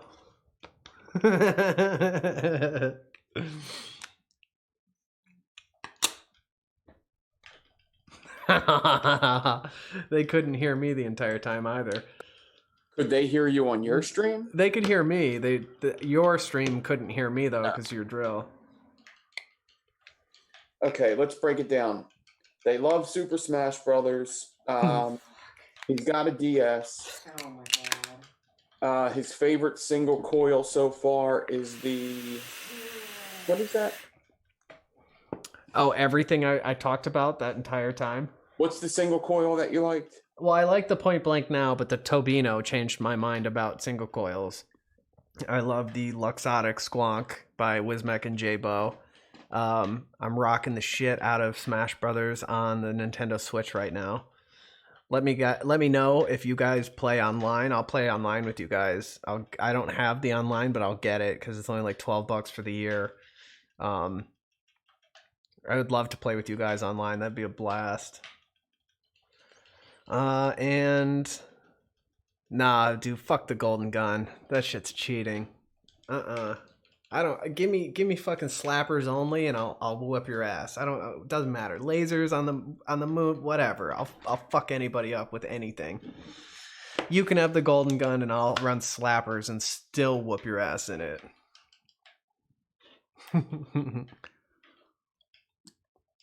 Dude, GoldenEye was like the pioneer of first-person shooters. I don't know what video games would look like today without GoldenEye. Dude, and the movie. I just love the movie GoldenEye. I was always a huge James Bond fan. Like, massive James Bond fan. We used to play Mad GoldenEye for 64. Oh, yeah, dude. Yeah. That was like my childhood. Yep.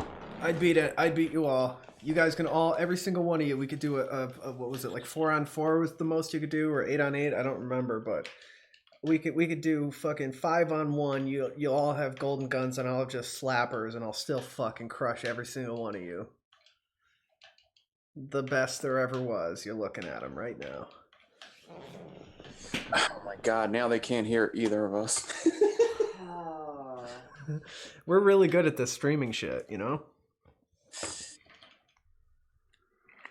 Okay.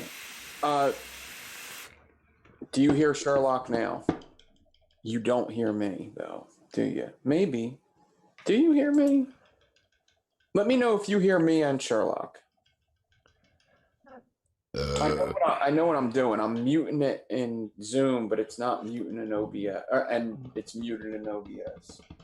So unmute that shit, man. Yeah, I just unmuted it, and I unmuted desktop audio in OBS, and I'm unmuted in Zoom now.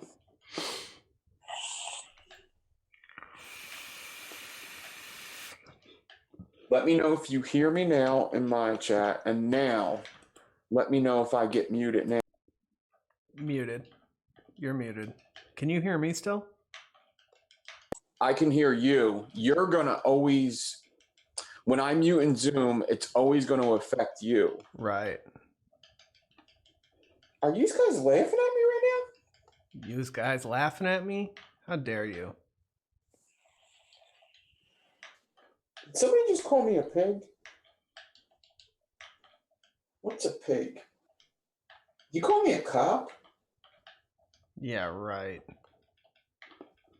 Unit, yes. I hear Sherlock. It was Kim. I miss Scott streams. You know, fuck you, Bones. Who's that? I don't even know who he's talking about. Scott is Black Hat White Face. He you know Black Hat White Face. Mm-mm. And he just stopped doing the 5 o'clock shows. I think he just kind of got burnout from them. I don't know who that is. I've been watching Regulator watch too much. That's funny. Because of my buffering. So what's the consensus on that? Did he do it on purpose? Did everybody feel the same way that you do about it? I don't think so. I think people... See, I just think things are funny. I always look at things in a funny way. It definitely seemed... I don't know. It seemed like if he had the opportunity to do that, he would. I don't think he buffered himself on purpose, though. Because Nick was clipping, too. I went and watched it today. Nick was clipping, too, so I don't think he was faking. And no, I don't think anybody could be as good as fake buffering as you. Yeah, right. Man... I should clip that part out of the next show that I did where I talked about that and send it to Grim Green just to show him. But we have to keep that person because the dude from Regulator Watch seems like a nice guy. He does good work over on his channel, and I wouldn't want him to think that I'm being a dick. There's some people I don't care if they think I'm a dick to them, but he seems like a nice guy. I wouldn't want to do that. He's he's on the front lines. Got to give him props for that. Mm-hmm. Exactly. He's doing work that a lot of people didn't do. And you know what? That's what that I actually like that channel for that reason. That's what vaping needs is somebody that looks professional, that acts professional, and gets out the information. That's exactly what because even when Grim Green went on that news thing with the neck tattoos and the stigma that comes with the way he looks, it's yeah, not indicative of who he is as a person, but people see that and go, oh, look at that vapor. Yeah, exactly. It's that image that vaping gives off. Even if somebody like me were to do that, just the way I talk from being from an urban community, it would just be, it doesn't come off as correct as somebody like, I forget what his name, I think his name's Brent from Regulator Watch. Yeah, Brent's his name. So it just comes off more professional. And when you look more professional and you talk more professional, people are going to listen to what you say a little bit more. And it's just something that the vape community needs somebody like that to get out to the masses, though, not to just preach to the choir, to get out to like Joe Rogan. It's been coming up in the conversations where he's had people on there who are advocating for vaping, and it's kind of turning Joe Rogan over to it. And that's what we need is like a lot of people that don't vape to know the truth. Right, exactly. From trusted people that they know. Yeah.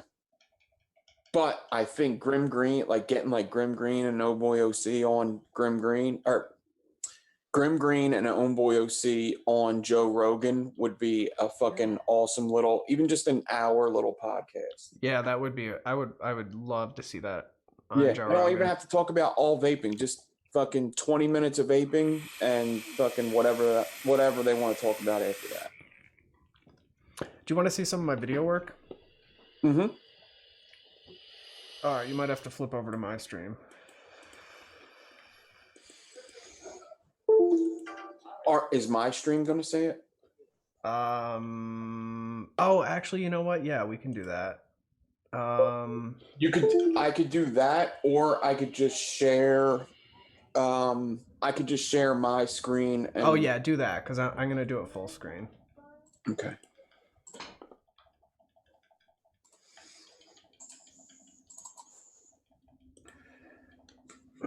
All right, give me a second, guys. I know you're not looking at anything right now, but just give me a second.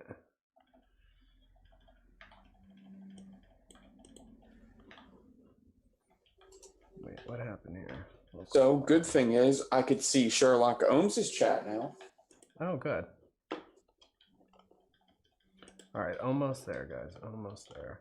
Is Big G? Are you watching Sherlock Holmes instead of me, Big G? I am so fucking offended right now. Offended. Are you in both chats? You sly dog, you're in both chats. Oh, look at him. Oh, do you use two screens? Wait, hold on. I do. I use two monitors, yeah. I gotta get another monitor. Everybody uses two monitors. Kim Dixon's in. What the?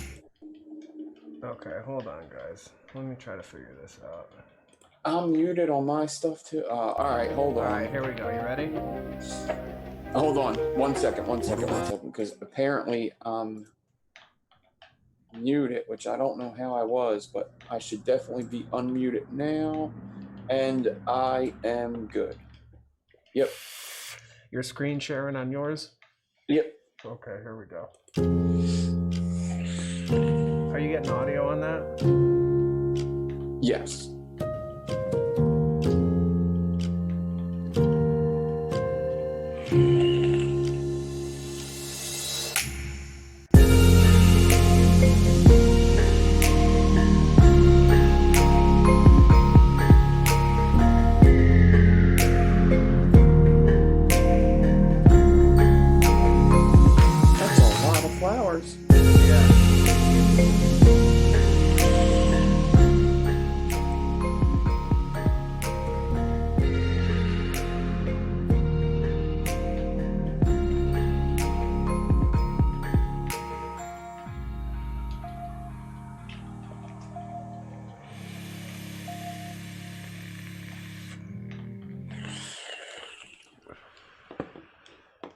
Cut that a little early before it gets a little too demonetized.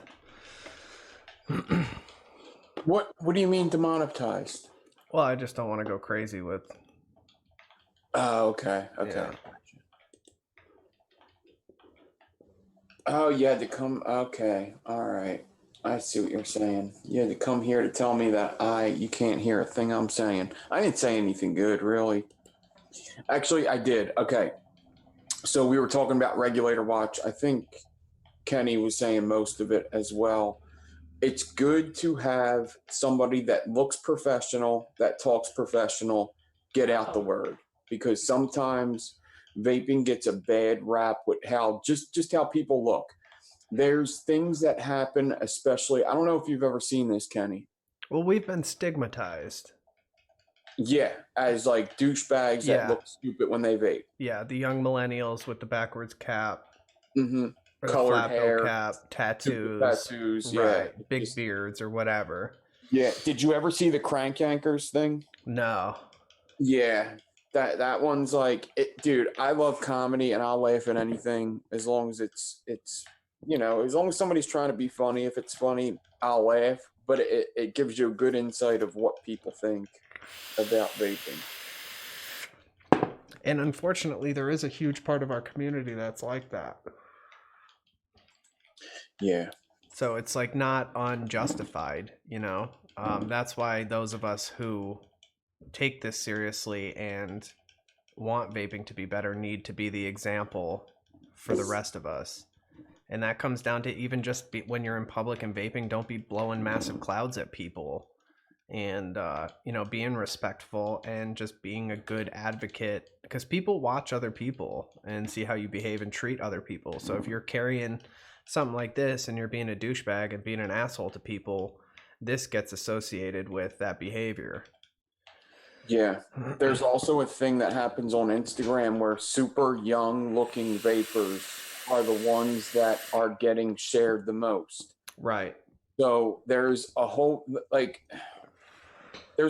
bunch of, especially when cloud chasing was a big thing, there was a whole bunch of guys that were probably over 21, but they look super young and they get shared a lot. And that just, they don't mean to do it, but it just happens. It just, when people see it, they think that automatically they're younger than 21 because they look so young.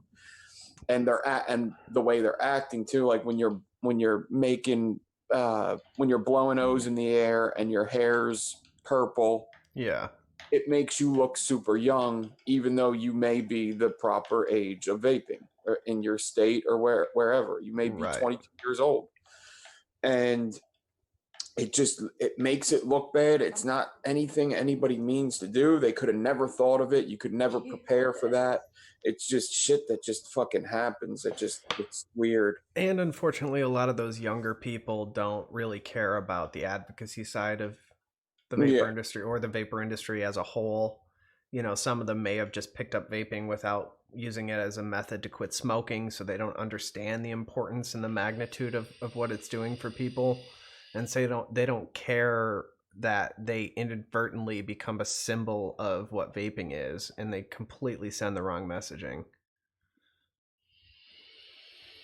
Yeah, they're just trying to get that those views, that new mod from that new sponsor. Yeah. Yep. Exactly right.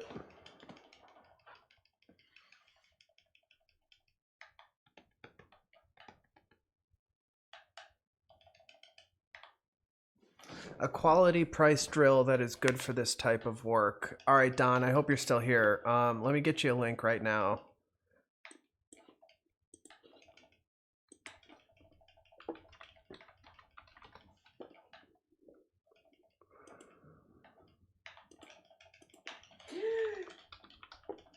I recommend a corded drill, especially if you're going to be doing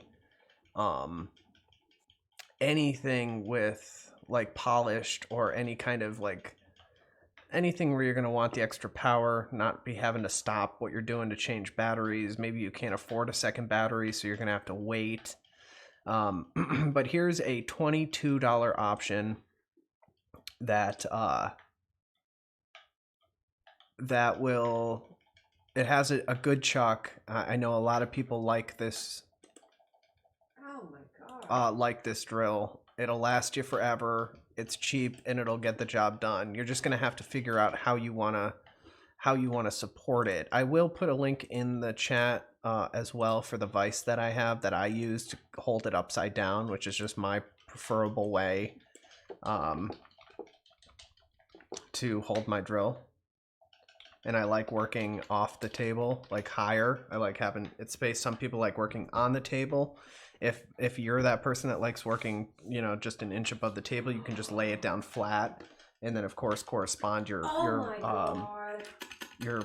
swivels with the height of your drill. But here is the vise is actually more than the drill. But here's two options. Here's one just like mine.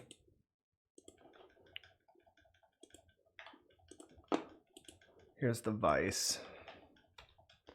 That's just like mine. That's $27, but then here's one that's that you can, it's got like a clamp, right? Oh, that's only 3 inches. Never mind. Okay, let me see if I can find a different one for a decent price. Vices are expensive. A good vise is very, very expensive.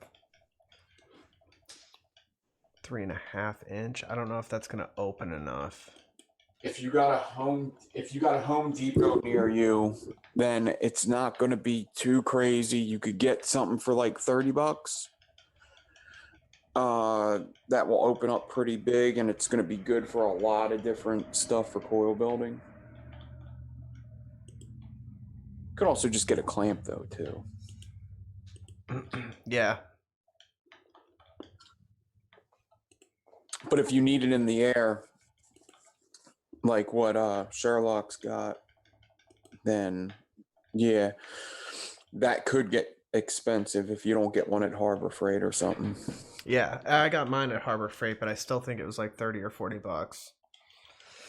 That thing moves all around and shit too, though. Yeah, which is really cool. So I can, it's tight as fuck, but I can set it down to parallel. You know what I mean? So I could like flip it, throw my phone in the garbage, like set it down like this and have it level, you know, set it not as high.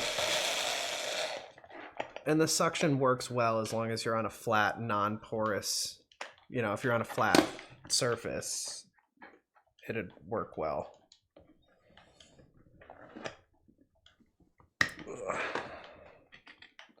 Wait, how the fuck did I have this? Isn't the way I had it set up. Yeah, no, it is. Okay. Yep, I like my setup, and I've tried a whole bunch of different setups over the years. Starting from, you know, doing it all by hand with no swivels. So that's why I started so high, was because when I wasn't doing swivels, I liked being off the table to give myself extra room to get my hand where I needed to help support what I was doing, and it just kind of stuck. Is that the only drill you use? Yeah. Yeah? Mm-hmm. You know how many drills I use? How many? 4. Really? I do use a hand drill too for like crazy Okay, so you got stuff. 2. Okay, Yeah. 2. Yeah, because I have, you know, I have the regular battery one, this one, that could go, it could go slow, it could go pretty fast, and then the impact that I got that goes super fast, and then I got a corded one just like yours, and then the hand drill. Which is ridiculous that I have 4 drills here. That's quite a bit, yeah. Yeah. Here's for those of you who want to get into like corrugated, staggered stuff. I'll drop a link in the chat for a hand drill, so you can see what we're talking about. And it's just a literal hand crank drill that allows for extreme control and precision, and to go super super slow. They're pretty cheap, like $20 or less. People in chat, tell me how loud this drill is right now. It cuts itself out.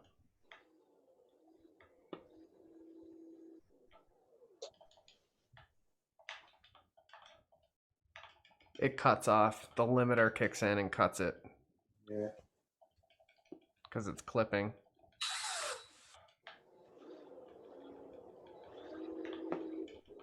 You know what I've been really interested in for a long time and haven't pulled the trigger on, especially because I kind of gave up on building for a little while, but a lathe system. You know how people build like the lathe thing? And if I ever go back to production coil building, I'll probably do something like that so I can have ridiculously high RPM.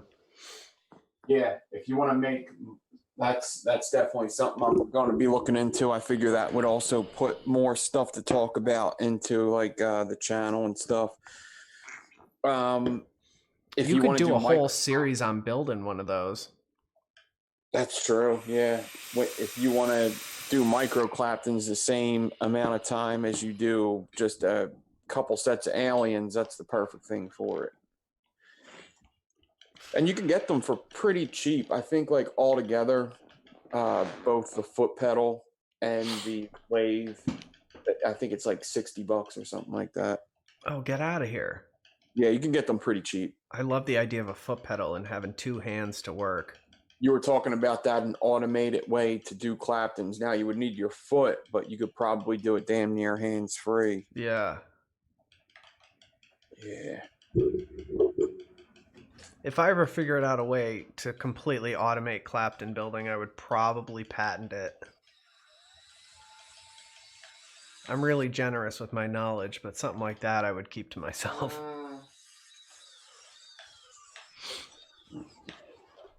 I would actually love to see how some of the Chinese companies like Machine make their coils. Yeah, seriously. Yeah, I would love to see that. Do any of them Machine make aliens? Most of the times, the machine-made aliens are just 3-core fuse Claptons. So I think that usually when they do the aliens, I think most of the machine work comes from just the Claptons. They decore them. And then I think they're actually handmade the rest of the way.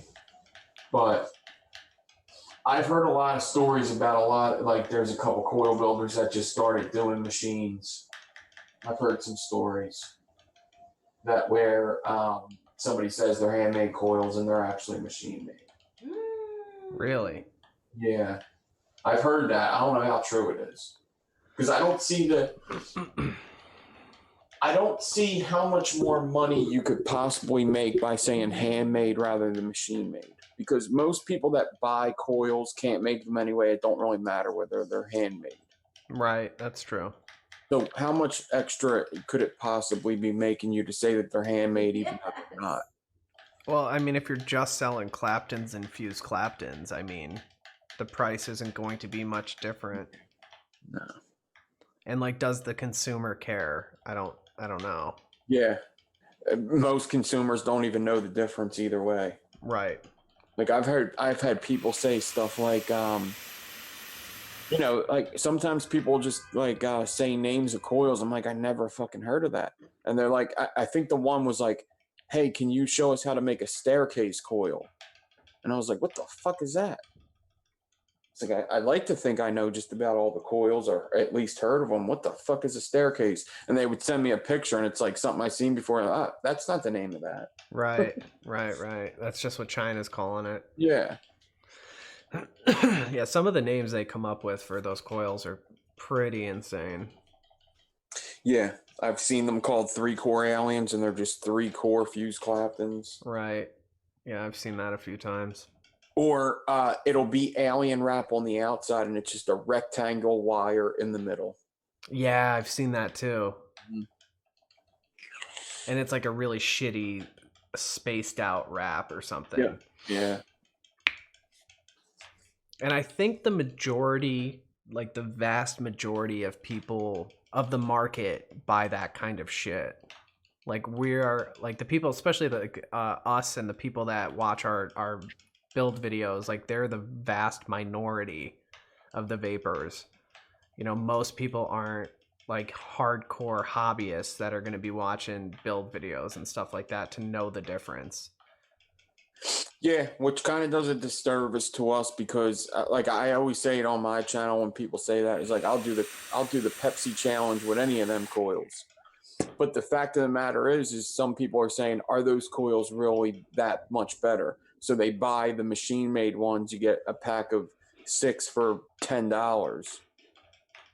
And they're vaping, and they're probably half Canthal.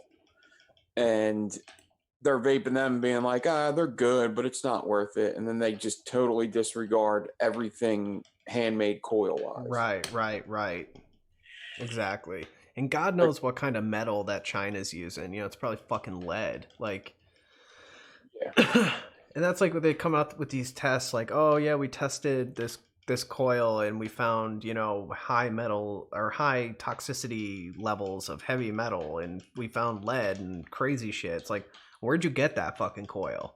You know what I mean? You're not vaping like a pure stainless steel fucking handmade coil from, you know, an expert coil builder. You're probably just getting some cheap ass shit from China that's made with pot metal. Like,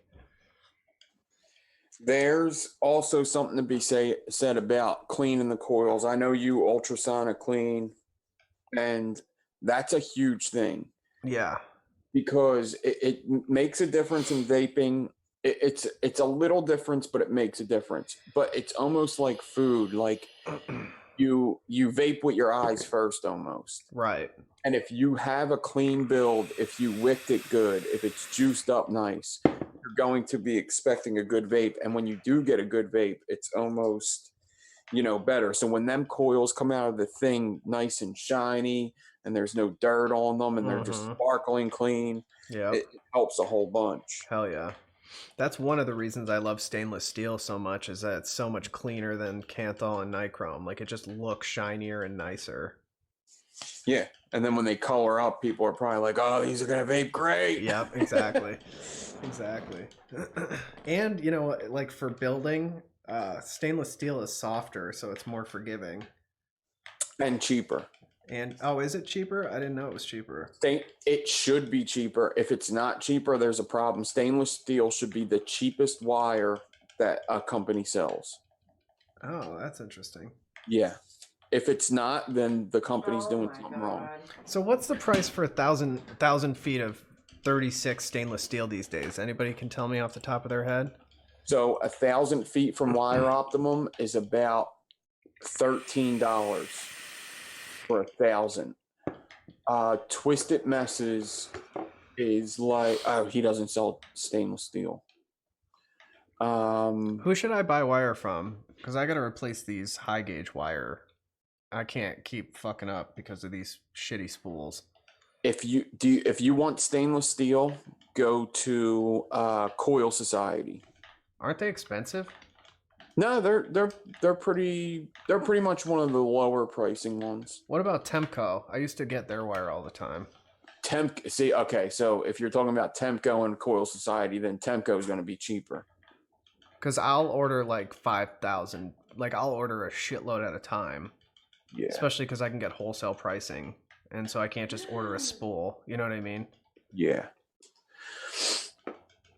But I will check out Coil Society because I do like to support the companies in the industry.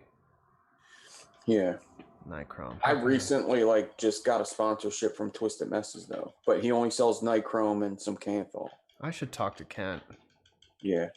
See, I don't really need a sponsorship though. Like that would just be selfish of me to be like, yo, give me free wire. But I mean, I would offer him promotion if I'm using his wire in my videos, and I'm not selling coils, so it's not like I'm. Also, you could just set up like a wholesale account too, right? Yeah, I could. Oh, they have up to 44 stainless steel. Oh, that's awesome. Holy shit. Who? Coil Society. They should have even higher than. They don't have 46? Not that I'm seeing. They have 0.2 ribbon, 0.3 ribbon, 0.4 ribbon, 0.5. That's awesome. So Coil Society, when they send you wire, it almost always is more than what it says on the thing. And it's always more than what you ordered. So let's put it this way.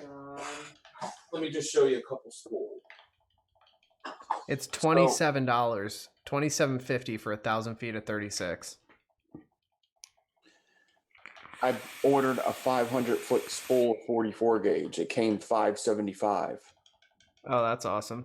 Yeah, and then it's $27 for 1,000 feet of. So that's. Let me check Wire Optimum again. Maybe I'm wrong. Maybe that was a half price thing.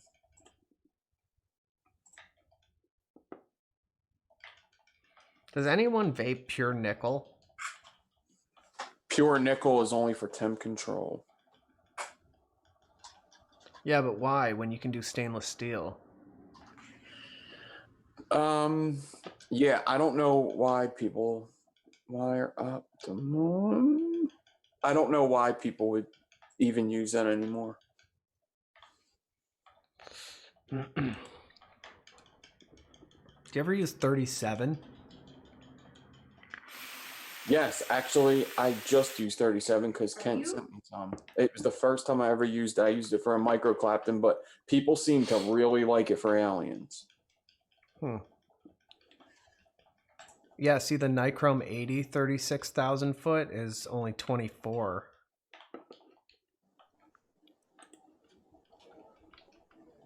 Okay, I'm looking up.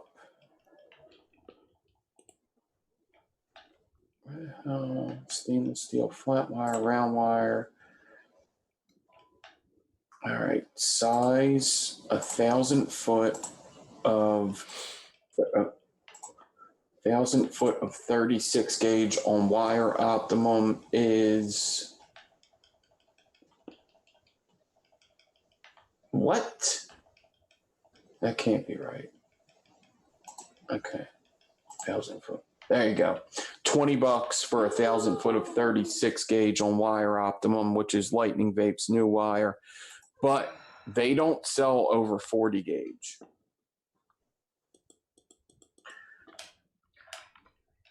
So it's around $20 is a good price range.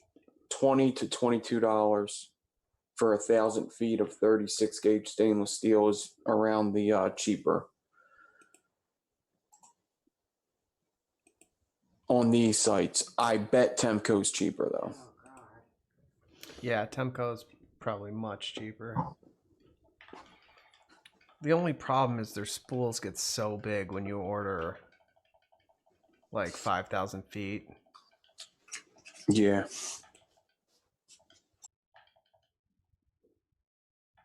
And they only have 32 gauge stainless steel. And it's 1.5 pounds, which is 8,720 feet. Shit.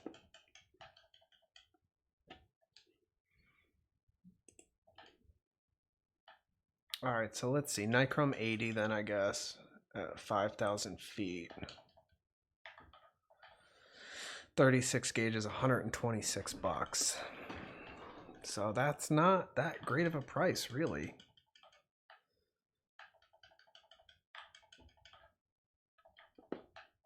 So it's 1,000 feet.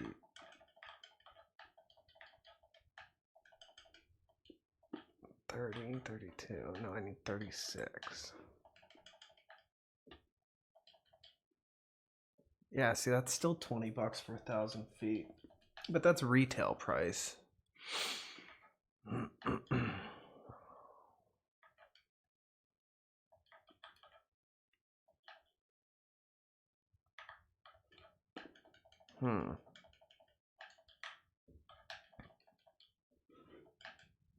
So what does a sponsorship with Twisted Messes entail? You just use this wire on camera and...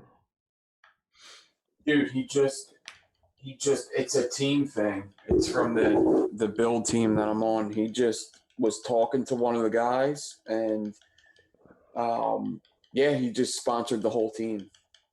So he didn't ask for anything. He just said, "Give me your address." And this fucking box showed up. Damn. That's a nice set of wire. Yeah, it was completely filled too. I took a couple spools out, but yeah. So he didn't, I guess he just assumes, like, not assumes, but he's just like, you know, he stands by his product. You're going to use it.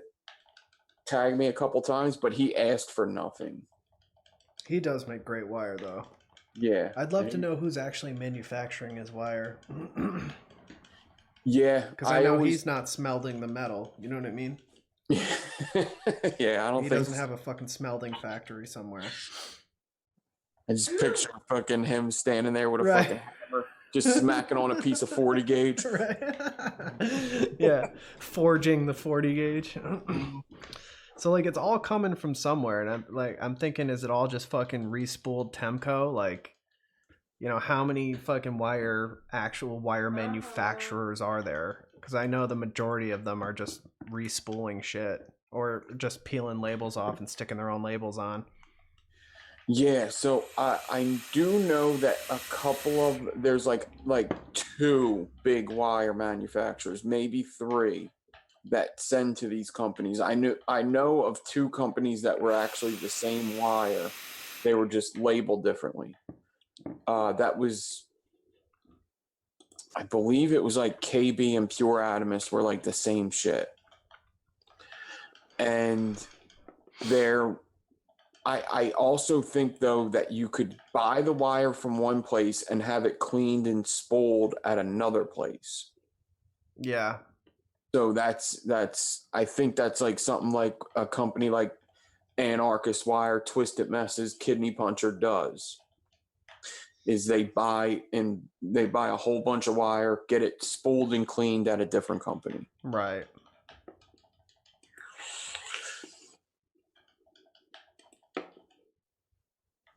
Oh, you can buy 2,500 feet now for $34 from KB. That's a good price. That's a fucking good price. 2,500 feet for how much? For $34. Oh yeah, that is really good. That's at KB Vapes.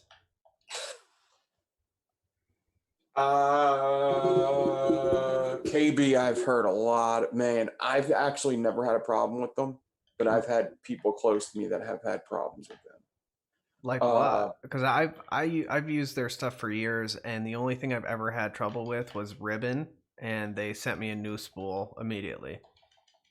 Yeah, I've had friends that have actually gotten to arguments over certain orders that should have been nichrome or should have been stainless steel, and they came nichrome, and they would tell the customer they didn't know what they were talking about. And then there's been people that I know that have ordered from them, and they've went on vacation and haven't got their orders for 2 months.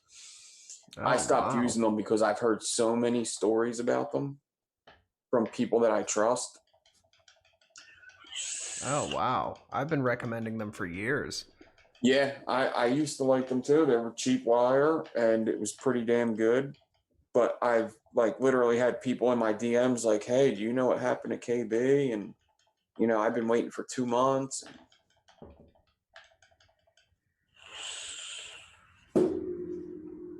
It's happened like if it happened once, I wouldn't even think about it. Shit happens, but it's happened 3 or 4 times. Yeah, there's probably something to that then. Yeah.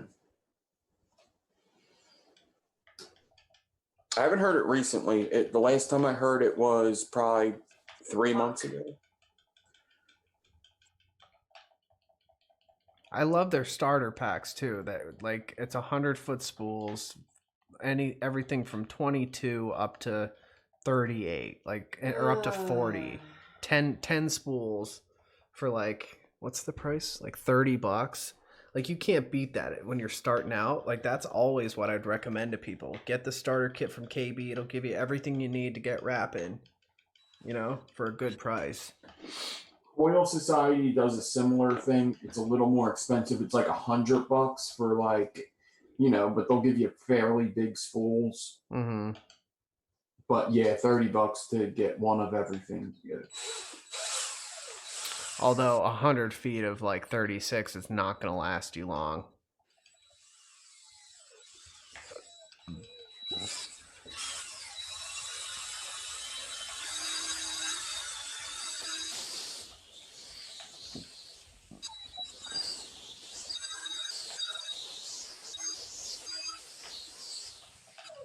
So I'm holding my drill under my table and I put my microphone up.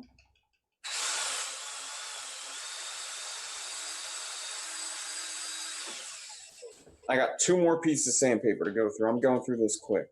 Here we go. Mm-hmm.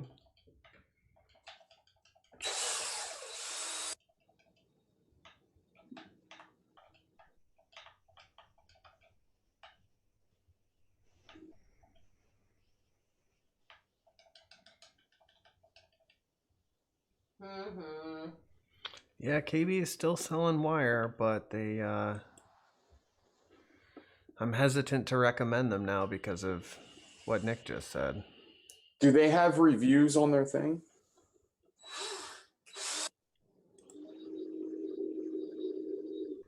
Like a dedicated review section? Yeah. No.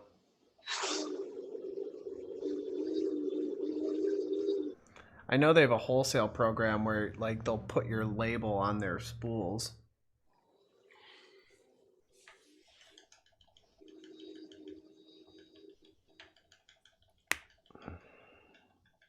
Man, wire gets expensive.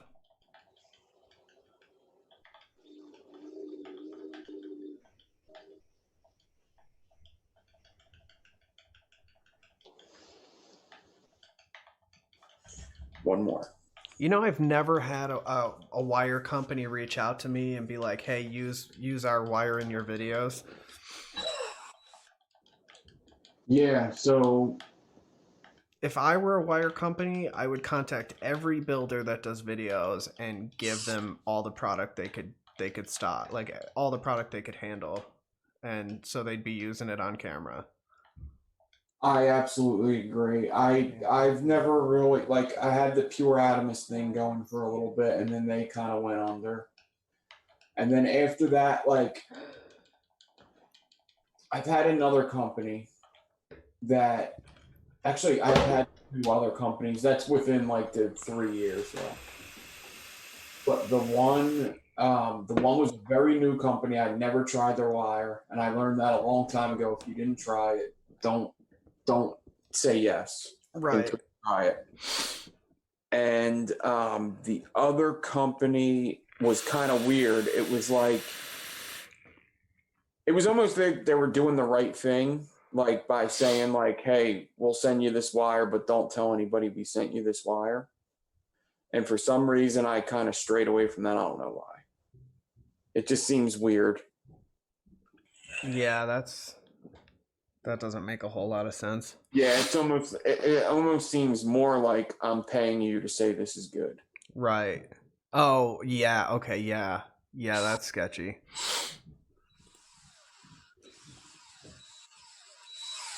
I'd rather like people see that I'm using their wire and be like, hey, we see that you use our wire. What do you think about doing this? Mm-hmm.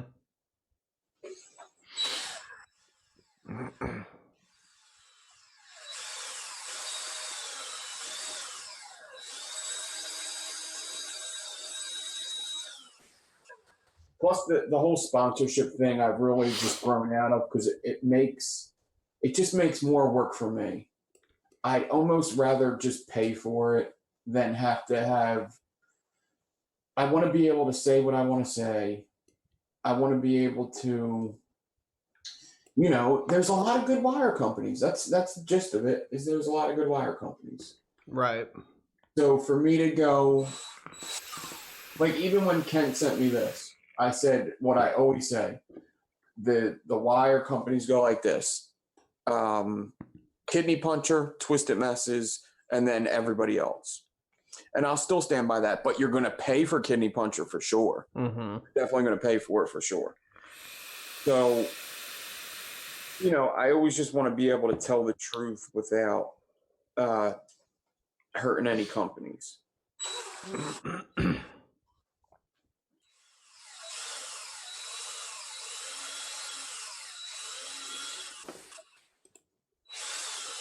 All right, man. I think I'm going to dip out on my stream.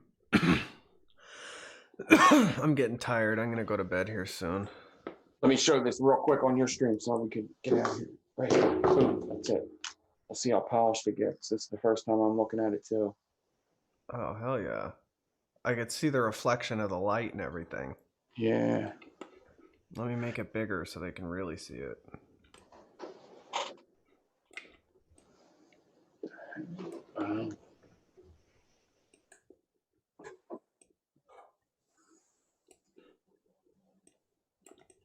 Oh yeah, that looks good. Oh, you're taking down those nubs, man. You're actually hitting the flat parts now. Getting there, yeah. Imagine if you spent more time on it, it would get better and better. That's still a beast of a coil, right? Yeah. Yeah. So, a couple wraps is going to come out just to make the leads and stuff. Mm-hmm. I guess if you took enough material off, you might be able to get a vapable coil out of it. But you would have to take a ton of material out of that thing.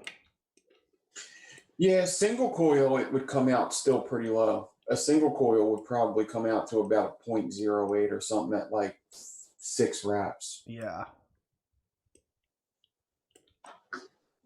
Yeah, that's probably going to be more for looks. I don't vape on polished builds anyway. Oh, if you do a polished build, clean the shit out of it, get an ultrasonic cleaner, ultrasonic toothbrush, something, because you don't want to vape on all this sandpaper and shit. Oh, yeah, and all the metal flakes and shit would be in your lungs. Yeah. I've never vaped on a polished build. Neither have I. Yeah. Yeah, no.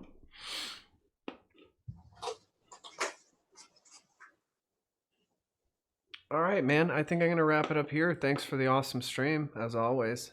Yeah. Have a good one. Thanks. We'll have to set something up so we could do like a weekly thing. Maybe we could do like, 1 day out of the week, but we'll figure that out.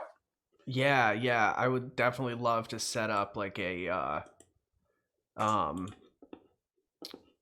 like a scheduled, regular, weekly show. Yeah. Yeah, but if I don't talk to you, have a good weekend. Enjoy it with your family. Tomorrow's already Friday, everybody. I know. How about it? What do you got going on this weekend as far as streams are concerned? Saturday morning at 10 a.m. We're going to watch an M-Turk video and build along to it. Oh, that's cool. I'll be there for that. Cool. Also, if you don't mind, I'm going to use some of your tips and make a polished video about stitched coils once I can figure out my spool situation here. Hell yeah. All right, man. Guys, everybody, thank you so much for watching. Thank you, everybody on Nick's stream for hanging out with us. And I like this dual stream thing. Way to reach more people with the same content. It's a cool idea. Yeah. I still had pretty much the same amount of people in my stream as always. So that's awesome. Yeah. All right, guys. Well, thanks so much for watching, Nikki. Thanks for having me. And I'm all right. So how do I do this? All right. So what? Oh, pass me before you leave. You could actually pass me. I have to do that, right? Yeah. Dude. No, yeah. You don't. No, you don't. You don't. Hold on a second. No, you don't. Well, if I end this, you're not going to have video. Oh, no, I do. I do now. Yep. I just got to leave. Once you leave Zoom, actually, I'm going to leave Zoom now. Okay. All right. Have a good one. All right. You too, buddy. I'll see you. See you, buddy. All right. Yeah, there we go. Okay. Have I been out of focus this whole time, or is it just blurry? I can't tell. All right. Well, yeah, guys, for those of you who are still here, thank you so much for sticking around. Yeah, so keep an eye out. I've got a lot of content planned, as long as I don't have the fucking coronavirus, which I think I might. I will be doing a polished video about stitched alien work, which I've actually never covered that in like an actual video before, so I'm really excited about that. I might do some live streams, Jess and I playing Smash Brothers. I'm definitely going to be doing a lot more live streaming during quarantine, because fuck, why not? A couple other build tutorials. Kids okay? Mm-hmm. Okay. A couple other build tutorials coming. I have some reviews to catch up on, stuff like that. So the content will come. But all right, thanks guys. Hope everybody's happy, healthy, safe. Hope you're all employed. Yeah, hope people aren't struggling real bad out there. But as always, wash your hands, be safe, use common sense, take care of each other. And I will see you guys next time. Do I have an outro bumper thing? I guess I could just do the intro. No, I don't. All right. I'm still trying to figure out. YouTube changed their whole system for streaming, so when I came back, it was like learning something brand new. So I will polish these up as I go, but for now, I'll just hit you guys with this thing. All right.